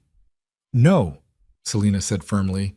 We still have evidence. We still have witnesses. Carter's death doesn't erase what he did. But it makes me look like I killed him, Naomi said. Her voice was hollow. I accused him. He died. Now I'm the villain. Roman crouched down in front of her. Naomi, listen to me. Carter didn't kill himself because of you. He killed himself because he was about to lose everything. His job, his reputation, his freedom. That's not your fault. Then why does it feel like it is? Naomi whispered. Before Roman could answer, Selena's phone rang. She answered, listened. Her face went pale. When? Selena asked. Then, how many? She hung up slowly. What happened? Roman asked. Selena looked at Naomi. 7 more women just came forward. They saw the press conference, they saw Loretta's testimony, and they're ready to testify that Carter Sloan assaulted them too. Naomi stared at her. 7? 7, Selena confirmed. Carter's suicide just broke the dam. Women who were too scared to speak before aren't scared anymore because he can't hurt them now. Roman stood up. Then we bury Blackthorn. We can't, Selena said. Not until the FBI clears you. Then I'll turn myself in, Roman said. I'll confess to every crime Marcus Tennant thinks I committed. I'll take whatever sentence he gives me, but I won't let Carter's death destroy Naomi's case. Roman, no, Naomi started. It's the only way, Roman said. If I remove myself from the equation, Blackthorn loses their best defense. They can't argue the case is tainted if I'm in prison. You're not going to prison for me, Naomi said. Yes, I am, Roman said, because this stopped being about me a long time ago. This is about you, and Alyssa, and Loretta, and 7 other women who finally found the courage to speak. I'm not letting my past destroy their future. Selena was quiet for a long moment. Then she said, there might be another way. Both Roman and Naomi turned to look at her. What way? Roman asked. Roman up. We make a deal with Marcus Tennant, Selena said. Roman testifies against Blackthorn Plaza in exchange for immunity. He gives the FBI everything, financial records, witness statements, evidence of corporate conspiracy, and in return, Marcus drops the charges. Why would Marcus agree to that? Roman asked. Because taking down Blackthorn Plaza is a bigger win than putting you in prison, Selena said. Corporate conspiracy cases make headlines, they build careers, and Marcus Tennant is ambitious. Roman considered this. And if he says no? Then you go to prison, Selena said. But at least we tried. Naomi stood up. I don't want either of you going to prison because of me. Then help us win, Selena said, because the only way we all survive this is if we take Blackthorn down so hard they never get back up. Roman pulled out his phone. I'll call Marcus. Not yet, Selena said. First, we talk to the 7 women who just came forward. We build an airtight case. Then we present Marcus with a deal he can't refuse. Roman nodded slowly. Naomi looked at both of them. What if this still doesn't work? What if we do everything right and we still lose? Selena's expression was grim. Then at least we went down fighting. Omote. That night, Naomi stood alone on the balcony of Roman's penthouse staring at the city below. Carter Sloan was dead. 7 more women had come forward. Roman was negotiating with the FBI. And somewhere in the darkness, Blackthorn Plaza's lawyers were preparing their final defense. Naomi thought about the supply closet where this all started. The flickering fluorescent light, the smell of cleaning chemicals. The moment Roman walked in and everything changed. She thought about how small she had felt that night, and how small she still felt now. But smaller than before? No. Naomi turned away from the city and walked back inside. Tomorrow, she would face Blackthorn Plaza one more time. Tomorrow, she would stand in front of cameras and journalists and lawyers who wanted to destroy her. Tomorrow, she would risk everything for a chance at something that felt impossible. Justice. And if she lost, then at least she would lose standing up. Behind her, the city glowed, indifferent, endless, and full of women who were still learning how to stop being afraid. Naomi was one of them, and she was done disappearing. The FBI meeting happened at 8 a.m. in a conference room that smelled like burnt coffee and old carpet. Roman sat across from Marcus Tennant with Selena beside him. Marcus had brought 2 federal agents and enough documentation to bury Roman for the next decade. "Let me make sure I understand your proposal," Marcus said. He was leaning back in his chair with his arms crossed like a man who held all the cards and knew it. "You want full immunity in exchange for testifying against Blackthorn Plaza." "That's correct," Selena said. Marcus smiled. It was not a friendly smile. "And why would I give Roman Virelli, a man I've been investigating for 3 years, a free pass?" "Because Blackthorn Plaza is a bigger target than Roman," Selena said. "Corporate conspiracy, witness tampering, systematic cover-up of sexual assault. That's a case that makes national headlines. That's a case that builds careers." "Or," Marcus said, "I prosecute both. Roman for illegal evidence collection, Blackthorn for corporate misconduct. Why settle for one when I can have both?" Roman leaned forward. "Because you can't prove Blackthorn did anything wrong without the evidence I obtained. And if you prosecute me for how I got it, every piece of that evidence becomes inadmissible, which means Blackthorn walks free and you get nothing except me in prison for 5 years. Marcus was quiet for a moment. Then he opened one of the folders in front of him. "Roman, I have statements from 3 witnesses saying you coerced them into cooperating. I have security footage showing you breaking into Carter Sloan's office. I have phone records proving you coordinated an illegal surveillance operation. I don't need your evidence. I just need you." "Then why are we here?" Roman asked. "Because I wanted to see if you'd be smart enough to take a deal," Marcus said. "But clearly you're not." He stood up. Selena stood too. "Marcus, wait. Look at these." She pulled a folder from her briefcase and slid it across the table. Inside were statements from 7 women, the ones who had come forward after Carter's death. Each statement detailed assaults, harassment, and intimidation spanning years. Each statement corroborated Naomi's testimony. Each statement proved a pattern. "These women are prepared to testify," Selena said, "but only if Roman isn't facing criminal charges. Because if you prosecute him, Blackthorn's lawyers will argue that he manufactured this entire case. They'll say he coerced witnesses. They'll say he manipulated Naomi, and every one of these women will be too afraid to speak." Marcus picked up the statements and read them slowly. The room was silent. After a long moment, Marcus set the papers down. "What exactly are you asking for?" "Complete immunity for Roman in exchange for his full cooperation," Selena said. "He gives you everything: financial records, witness coordination, security footage. He testifies in court if necessary. And when this is over, you get credit for taking down one of Chicago's most powerful corporations." Marcus looked at Roman. "And what do you get?" "I get to make sure Naomi Vale isn't destroyed for telling the truth," Roman said quietly. Marcus was quiet for a long time. Then he said, "I'll need to see everything, every file, every recording, every piece of evidence you obtained. If I find out you're holding anything back, the deal is off, and you go to prison. Understood?" Roman nodded. "Understood." Marcus looked at Selena. "You have 24 hours to deliver everything, and Roman doesn't leave Chicago until I say he can."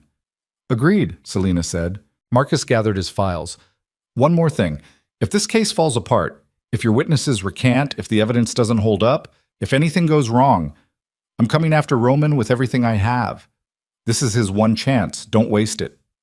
He left. Roman and Selena sat in silence. After a moment, Selena said, That was closer than I'd like. Did we just win? Roman asked. We bought time, Selena said. Winning comes later. Washem. 3 days later, Blackthorn Plaza called an emergency board meeting. Naomi was not invited, but Roman was. He walked into the same boardroom where this had all started. Same mahogany table, same floor-to-ceiling windows, same executives who had protected Carter Sloan for years. Except this time, Carter's chair was empty. And this time, Roman was not disguised as a maintenance worker. Jonathan Hale sat at the head of the table. Vivian Mercer sat beside him. The rest of the board members looked like people who had just realized their ship was sinking. Mr. Varelli, Jonathan said. His voice was strained. Thank you for coming. Roman sat down. Let's skip the pleasantries. What do you want? Jonathan exchanged glances with Vivian. Then he slid a document across the table. We're prepared to offer a global settlement, Jonathan said. $20 million split between Naomi Vale and the other women who've come forward. In exchange, all parties agree to drop their claims and sign non-disclosure agreements. Roman picked up the document and read it slowly. $20 million. More money than Naomi had ever imagined. Enough to rebuild her life. Enough to send Micah to college. Enough to disappear forever if she wanted. Roman set the document down. No. Jonathan blinked. Excuse me? I said no, Roman repeated. Naomi's not signing an NDA. None of the women are. Mr. Varelli, $20 million is an extraordinarily generous offer. It's hush money, Roman interrupted. You're trying to buy their silence so this never goes to trial. We're trying to resolve this matter quickly and fairly, Vivian said. There's nothing fair about paying people to pretend you didn't cover up sexual assault for 5 years, Roman said. Jonathan's jaw tightened. Roman, be reasonable. If this goes to trial, it will drag on for years. The women will be deposed, cross-examined, and publicly humiliated. Their personal lives will be dissected. And at the end of it all, there's no guarantee they'll win. Then we'll take that risk, Roman said. Why? Vivian asked. Why put them through that when they could walk away with life-changing money right now? Because some things are worth more than money, Roman said. Like accountability. Like making sure Carter Sloan's name is permanently attached to what he did. Like ensuring no woman ever has to work in this building afraid again. Jonathan leaned forward. Roman, you're a businessman. You understand leverage. You understand negotiation. Right now you have the upper hand. But if you push this to trial, things will get ugly. We'll fight. We'll bring in the best lawyers money can buy. And we'll make sure every detail of your criminal past is aired in open court. Do it, Roman said. I don't care. What about Naomi? Vivian asked. Do you think she's strong enough to survive a trial? Do you think she can handle months of being called a liar on national television? Roman stood up. I think Naomi Vale is stronger than anyone in this room. And I think she'll decide for herself whether to settle or fight. He walked toward the door. Roman, Jonathan called after him, if you walk out of here, we go to war. No mercy, no compromise. We'll destroy everyone who stands against us. Roman stopped. He turned back. You already tried that, and you failed. He left. That night, Roman called Naomi and told her about the settlement offer. They sat in his penthouse, Naomi on the couch, Roman standing by the window, Selena reviewing documents at the dining table. $20 million, Naomi said quietly. She was staring at her hands. That's more money than I'll ever see in my entire life. It is, Roman said. And if I take it, this is over. No trial, no depositions, no cameras, just money and silence. That's what they're offering, Roman said. Naomi looked up at him. What do you think I should do? Roman walked over and sat down beside her. I think you should do whatever lets you sleep at night. That's not an answer. It's the only answer that matters, Roman said. Naomi, I can tell you what I want. Selena can tell you what's strategically smart. But at the end of the day, you're the one who has to live with this decision, not me, not Selena, you. Naomi was quiet for a long time. Then she said, if I take the money, what happens to the other women? They'll probably settle too, Selena said from the table. Blackthorn will pay them off individually. Everyone signs NDAs. The story disappears. And Carter's name? Gets buried with him, Selena said. History remembers him as a man who killed himself because of false accusations. Naomi's hands curled into fists. That's not what happened. I know, Selena said, but that's how it'll be written if you settle. Naomi stood up and walked to the window.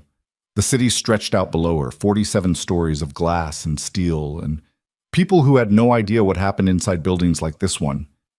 I spent my whole life invisible, Naomi said quietly. Nobody knew my name. Nobody cared if I existed. And then Carter hurt me, and suddenly I had a choice.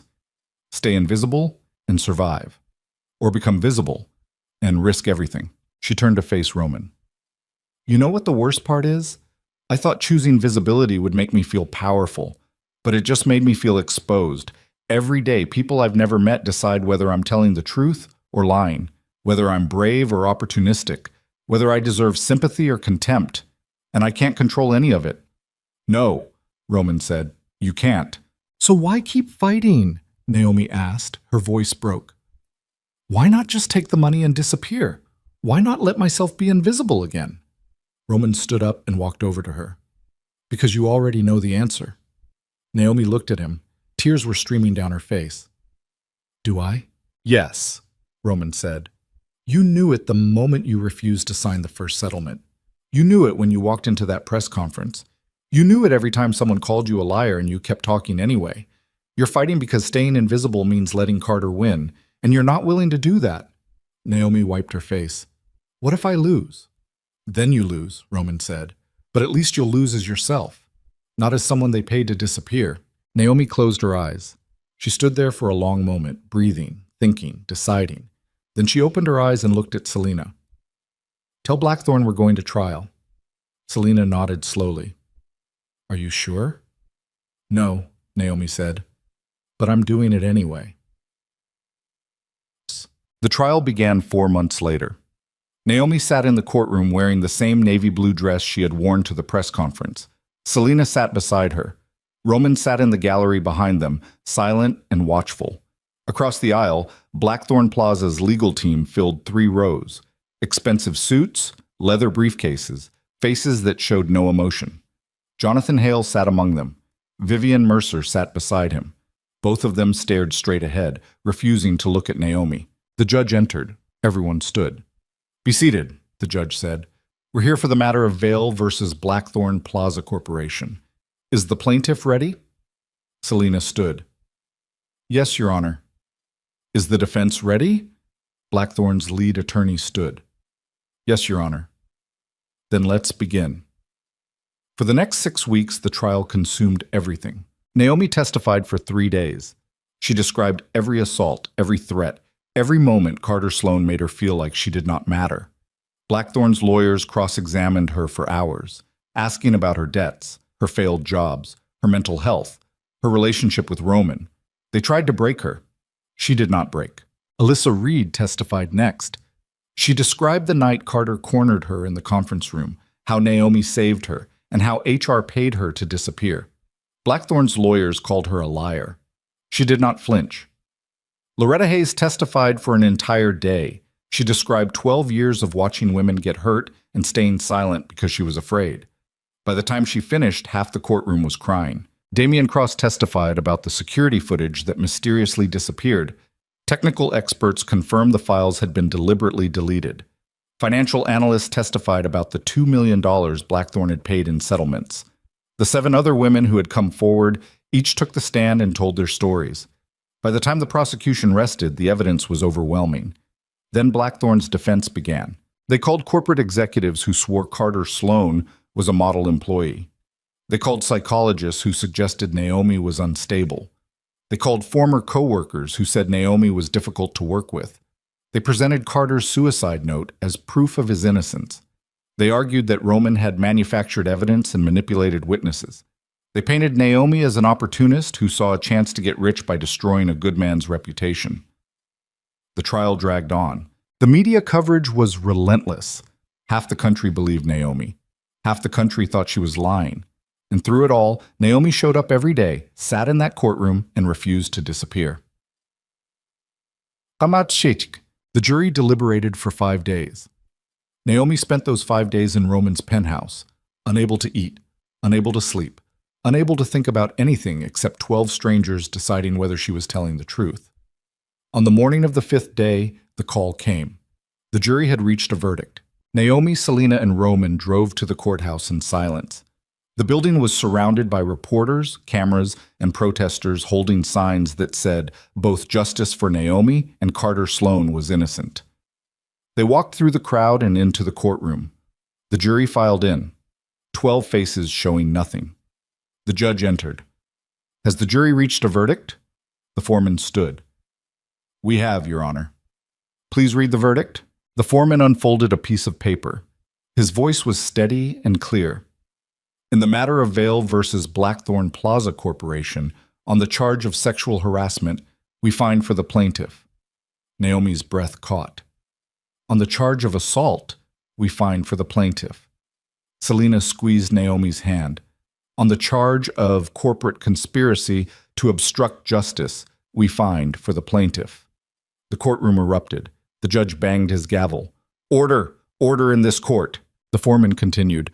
We award the plaintiff compensatory damages in the amount of $5 million and punitive damages in the amount of $15 million. Naomi could not breathe. She could not move. She could not process what she was hearing. $20 million, the same amount Blackthorn had offered her to stay silent. Except this time she did not have to sign an NDA. This time the world knew what Carter Sloan had done. This time she had won. The judge addressed the jury. Thank you for your service. This court is adjourned. He banged the gavel one final time. The courtroom exploded into chaos. Reporters rushed toward Naomi. Cameras flashed. People shouted questions. Selena pulled Naomi toward the side exit. Roman followed, blocking reporters with his body. They made it to a small conference room and locked the door. Naomi collapsed into a chair. Her whole body was shaking. Did that just happen? Yes, Selena said. She was smiling, actually smiling. You won, Naomi. You won. Naomi started crying, not sad tears, not angry tears, just tears that came from somewhere so deep inside her she did not know it existed. Roman crouched down in front of her. You did it. Naomi shook her head. We did it. No, Roman said quietly. You did this. You're the one who refused to disappear. You're the one who testified for 3 days while they tried to destroy you. You're the one who stood up when everyone else stayed quiet. This is yours, Naomi. Own it. Naomi wiped her face. What happens now? Now we go outside and face the cameras, Selena said. You make a statement. You tell the world what this verdict means, and then you go home. And Blackthorn? Blackthorn is finished, Selena said. Between the verdict, the criminal investigations, and the regulatory inquiries, they'll be bankrupt within a year. Jonathan Hale and Vivian Mercer are facing criminal charges, and every woman who ever worked there now knows she has a voice. Naomi took a shaky breath. I want to see Micah. He's waiting outside, Roman said. Naomi stood up. Her legs felt weak but steady enough. They walked out of the conference room and through the courthouse. Outside, the sun was shining. The air smelled like exhaust and possibility. Micah was standing at the bottom of the courthouse steps. When he saw Naomi, he ran toward her. She caught him in a hug and held on tight. You won, Micah whispered. I know, Naomi said. I'm proud of you. Naomi pulled back and looked at her brother. 17 years old, tall enough now that she had to look up slightly to meet his eyes. I'm proud of me too, Naomi said, and for the first time in months, she meant it. Dates. The press conference happened on the courthouse steps. Naomi stood at a podium with microphones pointed at her like weapons. Selena stood beside her. Roman stood slightly behind, watching, protective, silent. My name is Naomi Vail, she began. Her voice was steady now. 6 months ago, I was invisible. I cleaned offices at night while people slept. Nobody knew my name. Nobody cared if I existed. And then I reported that a powerful man assaulted me, and suddenly everyone had an opinion about whether I was telling the truth. She paused. The cameras did not blink. Today, a jury decided I was telling the truth. They decided Carter Sloan abused his power. They decided Blackthorn Plaza covered up his crimes, and they decided that women like me, women who clean toilets, women who struggle to pay rent, women who are invisible most of the time, deserve justice too. A reporter shouted, Naomi, how does it feel to win $20 million? Naomi looked directly at the camera. It doesn't feel like winning. It feels like surviving. Because no amount of money brings back the nights I spent terrified. No amount of money erases what Carter did to me and to the other women he hurt. But this verdict says we mattered. Our pain mattered. And maybe that's enough. Another reporter. Do you have a message for other women who've been assaulted? Naomi nodded. Yes. I know you're scared. I know you think nobody will believe you. I know you think speaking up will destroy your life. And maybe it will. Maybe people will call you a liar. Maybe you'll lose your job. Maybe you'll spend months being torn apart by strangers who've never met you. But I'm standing here today because I decided that being destroyed while telling the truth was better than surviving while staying silent. And if I can do it, so can you. She stepped away from the podium. The reporter shouted more questions, but Naomi was done talking. She walked down the courthouse steps with Selena on one side and Roman on the other. Micah fell into step beside her. They walked through the crowd of cameras and protesters and people who still did not know whether to believe her. And Naomi realized something. She did not need them to believe her anymore. She had already won. 3 months later, on a summer evening that smelled like rain and possibility, Naomi returned to Blackthorn Plaza for the first time since the trial. The building looked different now. Half the floors were empty. The company logo had been removed from the entrance. For lease signs covered the windows. Blackthorn Plaza was dying. Naomi stood on the sidewalk staring up at the glass tower. Roman stood beside her. How does it feel? Roman asked. Strange, Naomi said. I used to think this building was so big, so powerful, like it could swallow me whole and nobody would notice. And now? Naomi smiled slightly. Now it's just a building. They walked inside. The lobby was empty, no security guards, no executives, just echoes and ghosts. Naomi took the elevator to the 32nd floor where the supply closet was, the place where Roman had found her 6 months ago crying under a flickering fluorescent light. The door was open now. Someone had cleaned out the mop buckets and chemicals. The space was empty except for shadows. Naomi stepped inside. The light still flickered. The walls still smelled faintly of bleach. This is where it started, Naomi said quietly. Roman stood in the doorway. Are you okay? Yeah, Naomi said. I just needed to see it again, to remind myself that I'm not that person anymore. Who are you now? Naomi thought about that. 6 months ago, she would have said she was nobody, a janitor, a girl with debt and dead parents and no future. But that was not who she was anymore. I'm someone who survived, Naomi said. I'm someone who fought back, and I'm someone who's still figuring out what comes next. She walked out of the supply closet. Roman followed.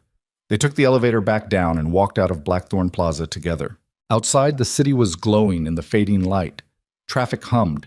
People moved past them on the sidewalk, strangers living their own invisible lives. Naomi looked up at the building one last time. Then she turned away. Where do you want to go? Roman asked. Naomi thought about that. For the first time in her life, she had choices. She had money. She had freedom. She could go anywhere, do anything, become anyone. I want to go back to school, Naomi said. I want to finish my degree, and then I want to help other women who've been hurt. Maybe work for Selena. Maybe start my own organization. I don't know yet, but I want to do something that matters. Roman nodded. That sounds right. They walked down the street together. The summer air was warm. The rain had not started yet, but it would soon. Roman? Naomi said after a while. Yeah? What are you going to do now? Roman was quiet for a moment. I'm not sure. The FBI cleared me, but my reputation is gone. Half the city thinks I'm a criminal who manipulated you. The other half thinks I'm some kind of vigilante hero. Neither version feels like me. Then who are you? Roman smiled slightly. I'm still figuring that out too. They walked in silence for a few more blocks. Then Naomi said, Thank you. For what? For believing me when nobody else did, Naomi said. For giving me a chance to fight. For standing beside me even when it cost you everything. Roman stopped walking. He turned to face her. Naomi, you don't owe me anything. You did this yourself. All I did was make sure you had the tools. That was enough, Naomi said. They stood there on the sidewalk while the city moved around them. Indifferent, endless, full of people carrying their own invisible wars. What happens to us now? Naomi asked quietly. Roman looked at her. What do you want to happen? Naomi did not know how to answer that. Roman had been her protector, her ally, her friend, but they had never talked about what they were to each other beyond the case. I don't know, Naomi said honestly. I just know I don't want to lose you. Roman stepped closer. You're not going to lose me. How do you know? Because I'm not going anywhere, Roman said quietly. Not unless you want me to. Naomi looked up at him. For the first time, she saw past the dangerous billionaire, past the crime lord, past the man everyone was afraid of. She just saw someone who was as broken and imperfect as she was. Someone trying to figure out how to be better. Someone who had given her the chance to be more than invisible. I don't want you to go anywhere, Naomi said. Roman smiled. It was not his usual cold smile. It was something warmer, something real. Then I won't. They stood there for another moment. Then Naomi slipped her hand into his, and together they walked away from Blackthorn Plaza, away from the supply closet where everything started, away from the courtroom where she had won, and into a future that belonged entirely to them. Behind them, high above the city, the old supply closet door remained open, a silent reminder that some battles were worth fighting, some voices were worth hearing, and some women refused to disappear no matter how hard the world tried to erase them. Naomi Vale was one of them, and her story was just beginning. 2 years later, Naomi stood in a conference room in downtown Chicago, addressing a group of 20 women who had come forward with their own stories of workplace assault. She wore a professional suit now. Her hair was pulled back. Her face showed confidence earned through fire. I know you're scared, Naomi said to the women sitting in front of her. I know you're scared, but I'm here to tell you that staying silent destroys you too, Naomi continued, just slower, just quieter. So if you're going to be destroyed either way, you might as well choose the path that gives you a chance to rebuild. After the meeting, Naomi walked back to her office, a small space on the 15th floor of a building that used to intimidate her but now felt like home. Selena was waiting inside. Good meeting? I think so, Naomi said. 3 of them want to file complaints. 2 more are still deciding. That's progress, Selena said. Naomi sat down at her desk. On the wall behind her hung a framed newspaper clipping. Naomi Vale wins historic $20 million verdict against Blackthorn Plaza. She looked at it every day, not because she was proud, but because she needed to remember that the impossible was only impossible until someone did it. Her phone buzzed, a text from Roman. Dinner tonight? Naomi smiled and typed back. Yes. Pick me up at 7. She set her phone down and looked out the window at the Chicago skyline. Somewhere in that city, women were being hurt. Somewhere, they were staying silent because they thought nobody would believe them. Somewhere, they were crying in supply closets while the world moved on without noticing. But not everywhere. Not anymore.